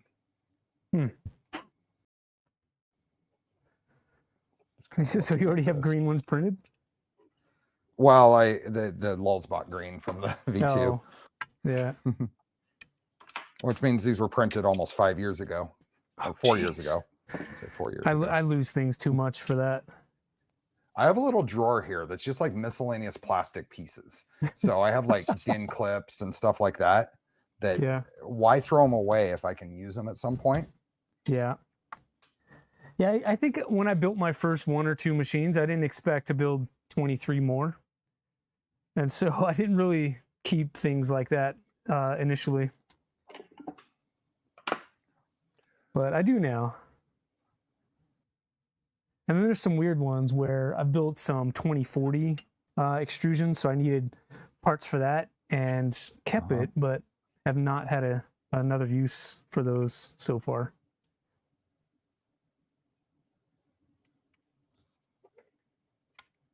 Oh, geez. What was that?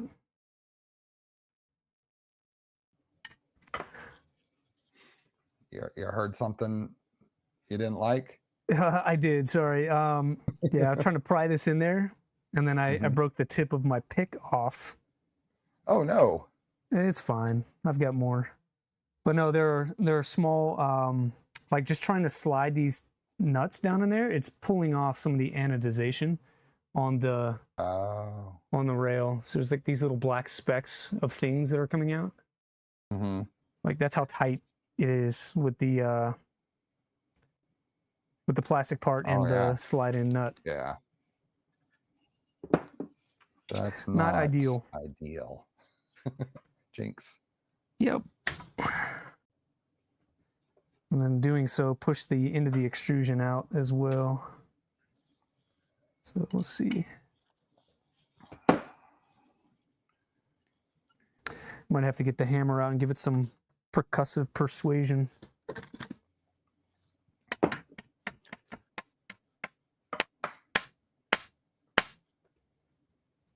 I hear that.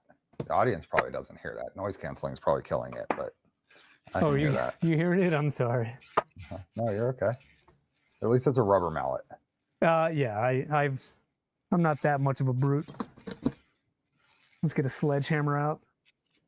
But no, just trying to get the plastic part flush to the bottom of that extrusion. Putting so much force on it with the tools. Push the extrusion out the bottom.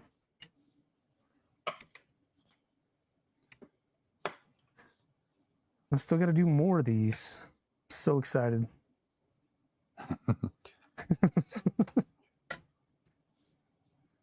So they have us only doing 5 screws. I guess that's okay. It's not terrible. For your rail? For the rails. Yeah.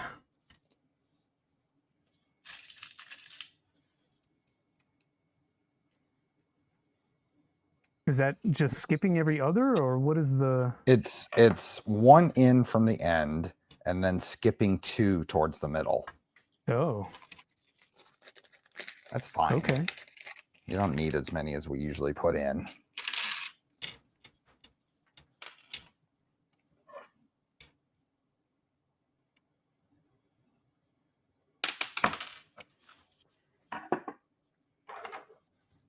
I think it's fine. If someone has a good opinion otherwise, I'll hear it. So I may not agree with it, but I'll hear it. What direction do we put the rails on? Like, which way is upside down? I was debating that actually. I know really you was. I know you were. I was. I figured I'd say the quiet part out loud. I'm not sure. I think consistency rules Okay. over absolute position. Okay. So I'm gonna make them face right counterclockwise. I don't know why. That's a random. I'm going to do mine whichever way they pop up, just to make it difficult for you.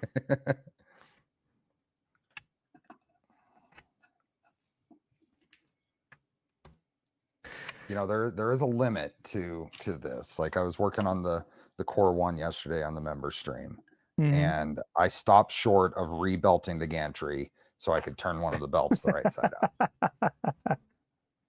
I do remember that. I remember you talking about it and giving Prusha hell for putting them in wrong. Uh-huh. I thought it was pretty funny. I was lurking pretty hardcore yesterday. I think we can do hammerheads for this. I mean, there's the right way and the only way. And 3x8s and T-nuts. Okay.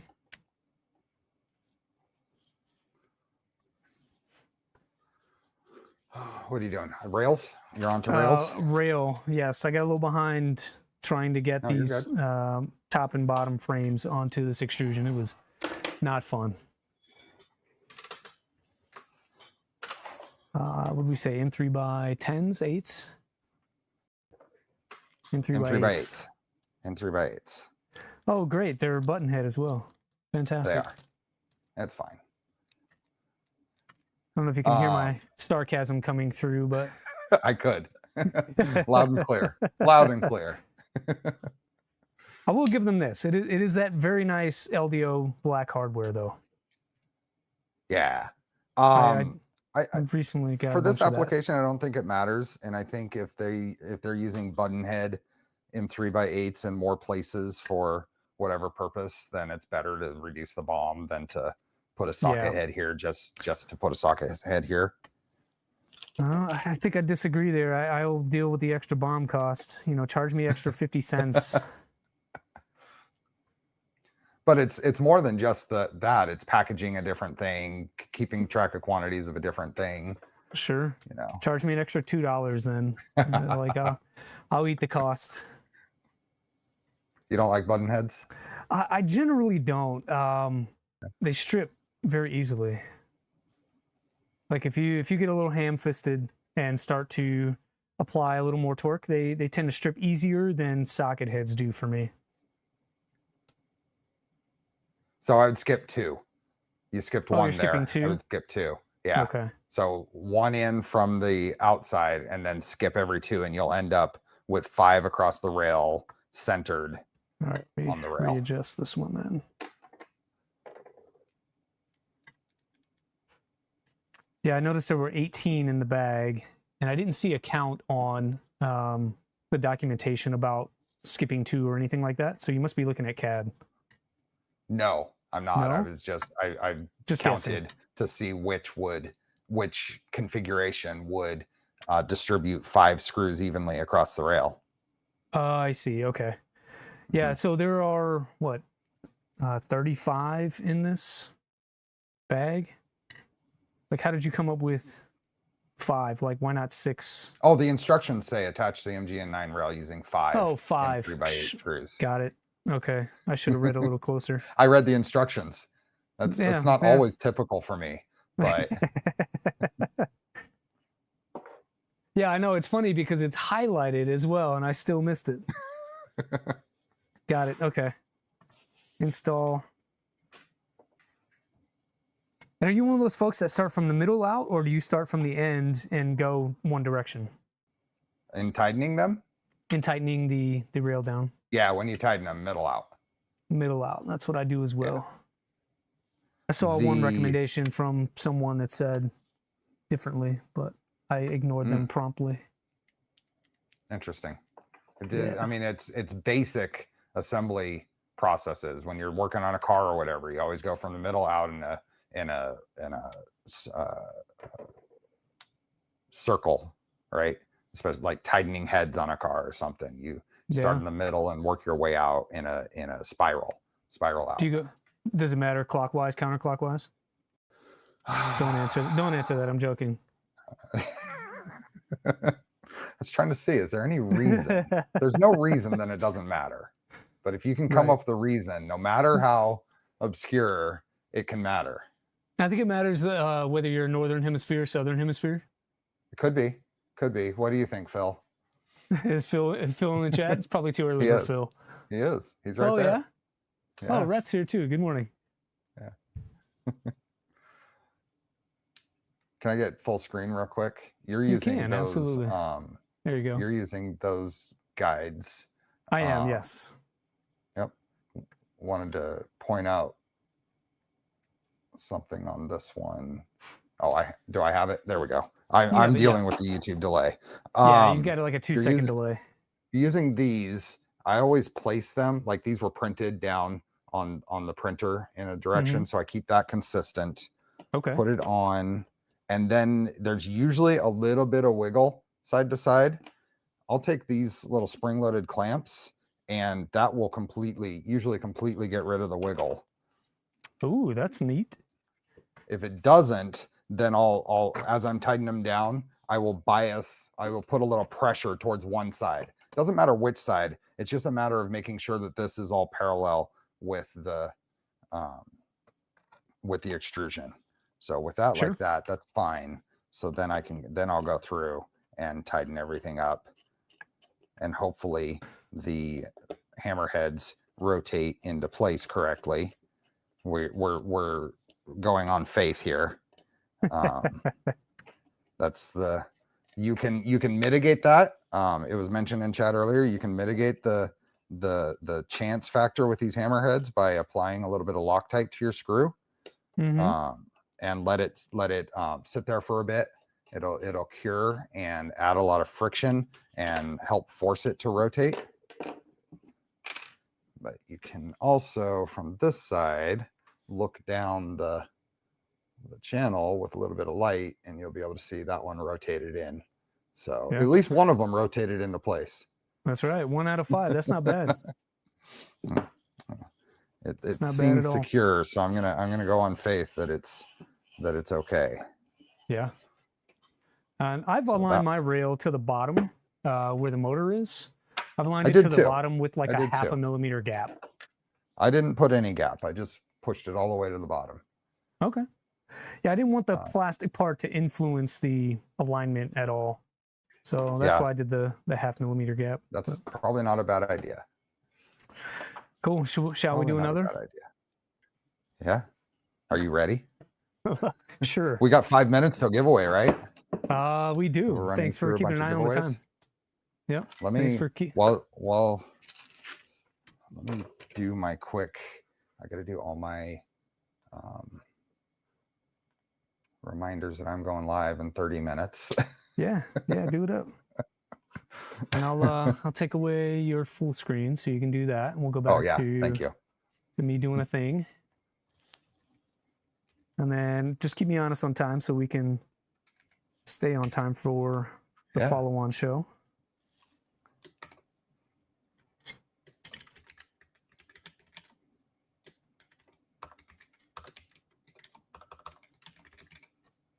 They might care. Going to do a giveaway in about 5 minutes. That's what we're talking about. So for those that need to enter still, there are giveaway links in the description of the channel. So while you're over there checking those out, make sure you like the stream.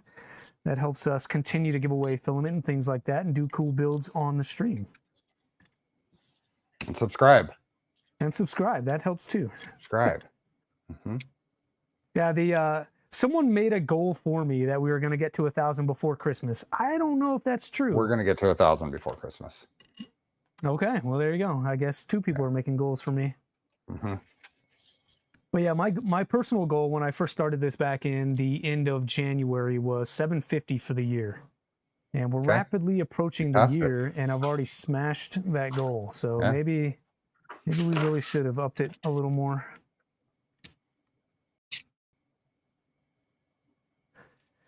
Okay.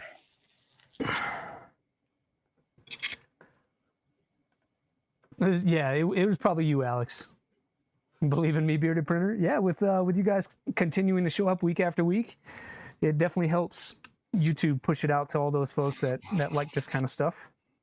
So I am successful because you all have made me so. Okay. Come on. Maybe another hammer moment. There we go.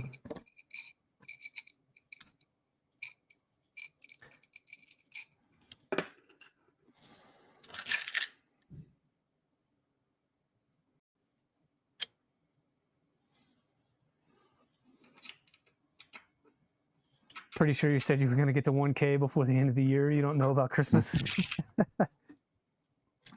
Yeah, I think it's several folks who have, not so gently nudged me in the right direction, keeping me on task.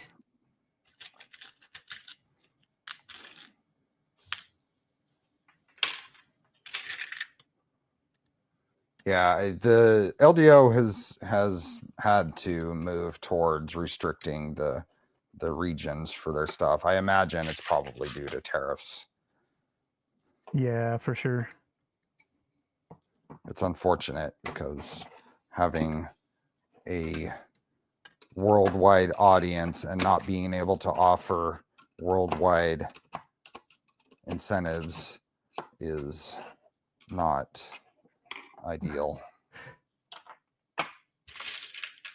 Yeah, I'd like to be able to get to a place where we can offer a worldwide giveaway, but I need to work on teaming up with Polymaker. And so shout out to Steve for making that connection so that we could do that today. I hope that we're able to continue that going forward, but we'll see.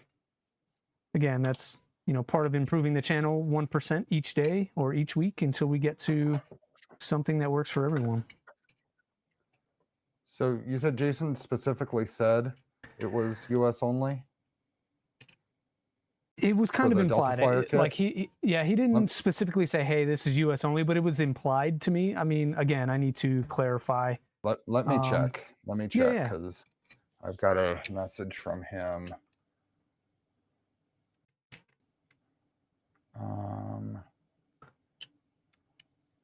And if that's the case, I would love to be wrong.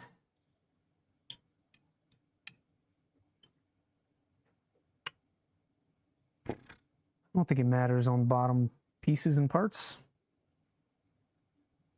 Or does it? Shoot, I don't have anything. I don't have any clarifications either. I mean, I am seeing there's one bottom piece that is different than the others. So this one has a cutout there. I might have put the wrong one on the wrong side. So cutout here, no cutout. I guess right now it doesn't matter. We'll get clarification on the kit before we put that out there. You don't have a drawing out there for the kit right now, right? I do not. No, I do not. Okay. Ooh, so I'm thinking maybe this is for the door. What's that? It's for the door. This cutout here. Oh. So make sure it matches with the top that also has the cutout. Yes. But it is giveaway time. Yeah. It is giveaway time. We're a minute over. So let me pause here and get that set up for everyone.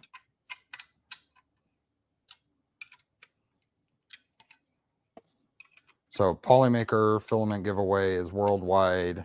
I have the winner email all queued up and ready to go. All right, we're seeing 58 responses in the LDO filament giveaway. And then I'm seeing 76 in the Steve Builds Polymaker giveaway. Nice. have 109 people watching. Nice. Nice. The like doesn't refresh for me. What doesn't refresh? The likes don't refresh automatically in the. Yeah, when you're in stream. Yeah. All right, so let's get the wheel of names. Which one should we do first? Should it be Polymaker or LDO? It's up to you. I know it's up to me, but I'm asking the chat. Like, what do we want to do first? Oh, that's chat. Okay. Yeah. I'll tell you what. Let's do the Polymaker first because that goes worldwide, and then if it lands on someone that's worldwide, they can still win. And for LDO, that'll be US only because we're not sure. Sound about right? Oh, well, your filament is whatever your normal thing is. I think Canra was talking about the kit has been worldwide, I see. And we'll confirm that. I would say go with your normal rules on the filament, and if that's normally US only, then I would leave it at that. Yeah, I think that's what I need right now. All right, so let me view these, and then you need hair tips from Aaron. I'm the wrong guy to ask. My only tip is cut your hair every Sunday, and you'll be fine. All right, so we're gonna close the filament giveaway. You have about 30 seconds or so, and then we're gonna click these buttons and be done with it. Hey, questionable choices. I'm gonna ask Jason if he's willing to stock swap with the Aussie retailer who has already said he's happy to help if Jason can't do it that way. Sure. Thanks, Phil. All right, guys, 10 seconds, and we're going to close these. I don't do countdowns. No countdowns? No countdowns. This is a big boy program over here. That's okay. This is a big boy program. It's Steve Build's trademark. There you go. I don't want to pay royalties. Exactly. All right. Refreshing these. We're closing Polymaker right now. And closing LDO. Oh, you close them both at once. Wow. What's that? You close them both at once. I'll tell you what. We're doing Polymaker first. We'll leave the LDO one open. How about that? You convinced me. All right, we'll do Polymaker first.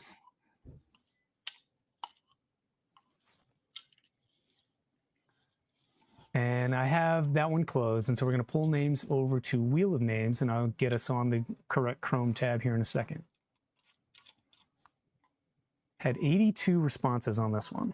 Yeah. Let's go here. That will go here. And got 111 people now. Nice. Very nice. That subscribe button. Let's get that 1,000 subscribers by the end of the year. Trying to get there. That's right. 10 shuffles. We're getting in early. People are telling me 10 shuffles already. 11. 11 shuffles. Well, and I said that before seeing Howie's message there. Okay. Yeah, I mean, the guest gets to pick. So I think we're doing 11 today. 9, 10, and 11. Good luck to all 82 of you.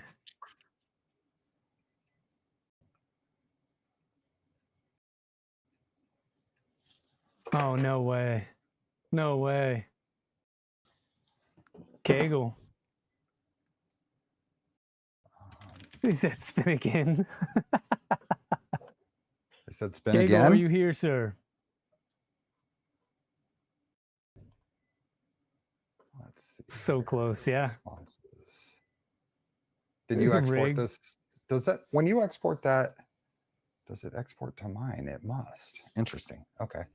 What's the question? Nothing. I'm just looking at the form. Just this is the first time I've done something like this, and just kind of learning how the Google Forms handles you being able to export the names and all that stuff. Yeah, it just allowed me to copy and paste, so it worked great. Kegel, am I seeing you? Neokoi, a little late to the party. Hope you guys having a good day. Yeah, we are. Neokoi. It's been interesting. No Kegel. No Kegel. How long do you give them? Kegel. About that. 69 about seconds. that long. 69. about, Okay. about 69 seconds. About yeah. that long. So we're looking Nice. at about 15 seconds right now. Not taggable. Not taggable. Well, Kegel, sucks to suck. Remove you, and we're going. How many spins on this one, Steve? 42. 42. 20. 40. 1 and 2. Here we go. John Stern would approve. Palms. The right number. That was 43. Ah, you're lying. Get out of here. That was not 43. I don't have a calibrated index finger, but I'm pretty sure that was 42. Palms, are you here? There he is. All right, Palms. Awesome. We'll get your info to where it needs to go. Yeah, Steve? I just said awesome. No, I'm saying like you'll take care of this one. Oh, let me. What was the name? Palms. PALMXZZ. Yes. Huh? Oh. Let me see. Oh, Palms. PALMXZZ. Okay. Yep. I got it. Yeah, perfect. Congratulations. Steve will take care of you with Polymaker. And we're doing 2 today, yeah? No, not 2 today. Doing 2. So the LDO giveaway is 2 rolls to 1 person. Oh, I see. That was what it was. The LDO giveaway. I don't know what you normally do, but for this stream, it'll be 2 rolls to one winner. That's what I was confused. Okay, got it. Yeah, so I normally just do the 1 spool of LDO filament. I didn't realize we were doing 2 to a single person. But now I got it. All right, so let me get set up for the next one here. If you're not in the LDO giveaway, you need to do that now because you have about 5 seconds for me to get over here. Seen 65 people on this one.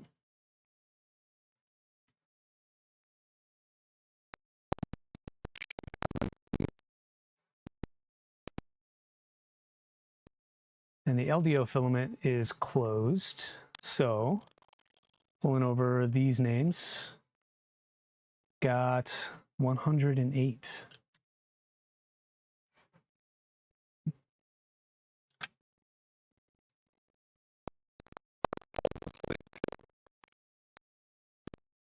Talking about doing a collab string together is I felt like we had a very similar vibe.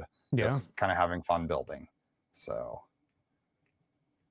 if not being very sarcastic, which is my favorite. Well, whatever. All right, I need another number for this one. Wait, so how do I enter the giveaway? Also, what's at stake? Lame Lima, the giveaway was pinned in the description, and you've missed out. So you have to come back next week. I'm sorry. Well, the following week, right? True, the following week. We haven't discussed that yet. So Steve is busy next weekend. I'm also out of town next weekend, and so we're gonna have to gap it for a 2-week period in return. So unfortunately, yeah. So I don't know. Maybe we can work something out behind the scenes, but we'll figure that out later. Thanks for the sub, Lame. He said shame. I'd like 24. Let's becoming a member. Yeah. Neokoi, thanks for being a member. Totally missed it. Chat moves so quickly. I don't know how you do this all the time with 80, 100 people in. Like it's tough. But cool. Neokoi, you're a new member. You get to choose what number. How many times are we going to spin this? Got to support the homies. Yeah, I appreciate it. How many times are we spinning this? What's Neokoi want? Not happening. 69,420, not happening. That's going to get you 4 if you say that. He has a helper or 3. Yeah. Yeah, Bill, that's what I need. I need a helper. 21. Okay, I can do 21. Yeah, 21 would have been my other choice. That's a common 21. number for me. That's I think that's Danny's age, right? 21. Probably. Yeah, probably.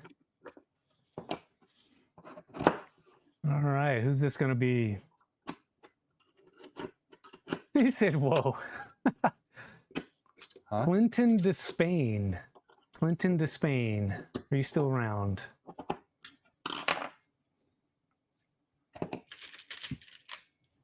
Neo Koi says 22. There you go, Liz. 21 is half the meaning of life. Exactly. It's also the day for my anniversary. What are you guys doing for your So that's anniversary? why. Can Well, I we mean, talk it about was September. That's just the Oh, day. I see. September I gotcha. 21st. So it ends Gotcha, up being a number I use in things. Just that's the way we are, right? I like to pick favorite numbers. I'm not seeing Clinton anywhere, though. Clinton, you have 23 seconds. No tag. No tag. Okay, what am I missing? Oh yeah. 10 seconds. 3, 2, 1. Sorry, Clinton, you're out. I'm just gonna pick a number on this next one. I'm gonna spin until I stop talking, and then we're gonna go. There we go. Hit that like button, everybody. That's right. I want to get back to building. Like button, We've only got subscribe. about 10 minutes left. I know. I've been kind of building. Yeah, I could tell. So. Yeah. LTX Designs. LTX Designs. Are you here? Congrats. Congratulations. Rigged. Rigged. If it's rigged, Cybertech, you rigged it. It's almost 2 a.m. and still 85. No thanks. Australia sounds good, but terrible. It's always rigged. LTX Designs, still looking for you. LTX Design. 14 seconds. And don't say dangerous. LTX Designs. Are we going to have a 2-time loser? LTX said give it to you. No. There he is. Got in just in time. You had 3 seconds to spare. LTX Design. I'm going to send your info over to Jason. He's going to reach out to you with an email trying to get your address and things like that. So when you hear from him, please reply. If you don't hear from him in a couple of days, just reach out to me and I'll ping and we'll get you going from there, okay? Thanks for the sub and all the stuff. You guys enjoy your filament. I'm ready to get back building. And then we'll do another 10 minutes and then we'll start closing down shop so you guys can prep and go support Steve on his. Come to Canada. It's 11 a.m. and 10. Wellington, that sounds amazing. I like Canada for a lot of reasons, and the weather is one of those.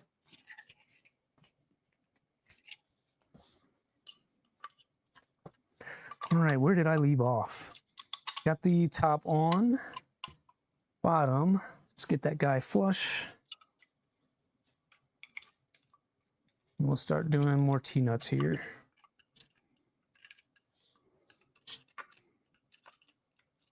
Burr, too cold? I don't know. I can always wear a jacket. When it's hot, I can't do anything about it. You can only get so naked before it becomes a crime.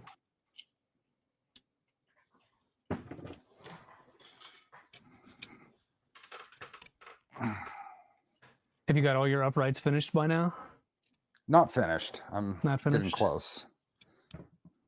I got 2 of them. I'm on the 3rd one. Okay. You're not too far ahead. No, I was doing some stream prep as well. Getting things posted to the right spaces and I know reminders I need an AI to do that for me. That's what I need. Like I want you to be reading my mind and doing the things that I know I should be doing, but don't have the time or have lost track of. Yep. I don't need AI on my refrigerator to tell me about that stuff, but I would love some other options. Yeah, we were talking about that yesterday here at the house, how nearly everything, all these consumer electronics are coming with built-in AI, like stuff that you would never even consider needed it. I just ordered Black Friday a new dishwasher. Okay. Mine failed. Oh no. And I'm curious what it's going to need and require and all that stuff. This is normally where I would make a joke, but I'll save that. About a dishwasher. Mm-hmm. Probably a good idea. Yeah. Yeah. But yeah, did you get any 3D printing related stuff on Black Friday? There was a ton of sales out there. I placed a pretty big West 3D order. Well, reasonably large. I've been meaning to grab some of the Luke's Laboratory, those higher temperature rated cameras. Mm-hmm. So what do they call them? The Nocturnes? Nocturnes? Yeah. Mm-hmm. So I picked up a few of those to try out. And I picked up a build sheet because I need another 250 build sheet. There was more to that order. What was the main thing I think the main thing I was looking for was the cameras, but I got a few other things in there as well. Okay. Yeah, I ended up getting, I already have a couple of those cameras. I like them just fine. Like I don't do a ton of high temp stuff, so it wasn't for that reason, but I did get a bunch of other random stuff. A couple of spools of filament I haven't tried that I've been meaning to from West 3D. Their Ambrosia stuff was crazily on sale. Something like $15 for some of their stuff. Oh, gee. But so I got some of that and some other odds and ends. Not a huge order, but a moderate something. I have so much filament. It's a little ridiculous. Yeah, I'm not far behind you, but I've been printing a lot lately. I placed a reasonably sized Prusa order. Get a little over $200 to get the free shipping from Prague. Some build sheets and the cameras for my Core ones, things like that. Yeah. Feeding your filament addiction. So I only got a couple, like 2. I didn't get, an entire pallet. But I only picked up 2 spools. I brought 5 spools back from Formnext. I got 2 from the 3D Printing Nerd trivia show. Cool. Anything different or interesting? No, it's just PLA. Just a couple of colors. The quiz show that we won 3rd place on. Oh, nice. I need to. The prize was shared between the 4 of us. Was sharing the build volume of an EOS SLM machine. So the whatever we can fit in the build in the 250 by 250 by 325 printed in SLM aluminum. Ooh. So that's got to figure out what to get printed, whether I want something functional or something more like really demonstrating the technology. Okay. I feel like that's a hard one. Most things functional in our space has a very high chance of being rendered obsolete by a revision later, right? Right. So I almost feel like something fun and really demonstrating the capabilities of the technology is better than trying to do a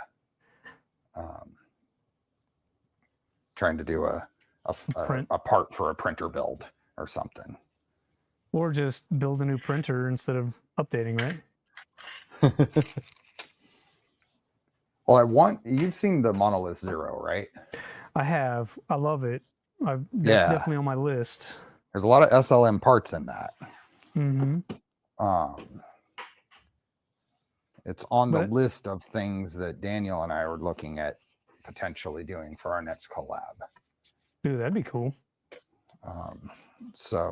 But we can leverage the PCB way sponsorship or something for the SLM parts for a build like that. So it doesn't feel like that's the taking the most advantage of that prize. Right. But I think that one is made to be high temp, right? So things almost need to be SLM. Yeah. Oh yeah. Yeah. So, but we can get the SLM parts through like a PCB way sponsorship or something. Sure. Okay. I need to. Well, those parts are done. What was that? Oh, that was the P2S. Oh, okay. Yeah, yelling at me. I said I was going to turn it off. I thought there was an option to just turn it down a few decibels because right now it's on jet engine. I need it to be like a quiet whisper. Not the case. But I'm finishing up parts for the full toy factory build that I'm doing for the wife for Christmas. Oh, nice. And so I needed to enlist a few other printers. But that's the one thing that I did not care for on the P2S is how loud it is when it tells you that it's done. Yeah. You don't have a bamboo at all, do you? I do Probably not. No. You're a Prusa guy, right? Well, I mean, you have I like my Prusas. Yeah. Yeah. Yeah. It's like, I'm not a Prusa guy. I'm a Voron guy. Exactly. A Voron guy. I do have a Core 1L coming. Should be here in the next couple of days. So I'm hoping that's Wednesday's content. Heck yeah, I'm tuning in for that. Like, I'm really interested in a real look at the Core 1L. Yeah. We'll pop some panels, look a little more under the hood. Yeah, it took a lot to not make an order for that this past weekend. All right, I'm at a good stopping place, I think. I've got 2 done. Yeah. Yep. I have all 3 done. So maybe we just even up off stream. Oh, for sure. Yeah, I'm gonna tune into you. And I'm gonna tune into you, and then while watching you, I'll finish up the third. Apparently, the Core 1L should be able to accept 10 index. I think I'm good with just like a 3 or 4 tool. I don't need 10 personally for what I print and what I do. Okay. So cool. About time to wrap it up. Yeah. Little rocky start, but this has been awesome. We will be able to roll into the next one, which is in 2 weeks, right? Should be, right? So today is 30 November. Next one should be 14 November. Yeah. Unless we figure out a different time of day or during the week that we can sync up. Mm-hmm. I need a 50-59 portrait like Steve does with Daniel. My camera moves when I move, so it'll be tough, but we could. Oh, yeah. There we go. Almost. There it is. Oh, I won't be able I know to you're because not. I can't see a live. Yeah. If I try to, we can make some edits later. Go to the floor. But cool, guys. Thanks for hanging out with us. Yes, absolutely a rocky start. But again, it wouldn't be a killer print stream if we didn't have a rocky start every time. Yeah. Technology and me just are oil and water. So we'll get there eventually. But I do appreciate you guys. If you just hang out on the channel, once we end the stream here in just 60 seconds or so, it's going to push you automatically over to Steve's Tridex build so you can continue the fun, and we'll do so together. All right. Any last words, sir? No, thanks everyone for being here. Make sure you subscribe. Let's get those numbers up. Thanks to LDO for providing the kits and the filament. Thanks to Polymaker for letting me give away an extra roll of filament as a guest on this stream. Awesome. Yeah, and thanks to LDO for allowing me to give away filament every single week here on the stream as well. So thanks for, I can't speak. Thanks everyone for hanging out. And we're going to end the stream now. We'll push you directly over to Steve. So thanks for the sub, all those that were here, okay? Have a good week. Awesome. See you.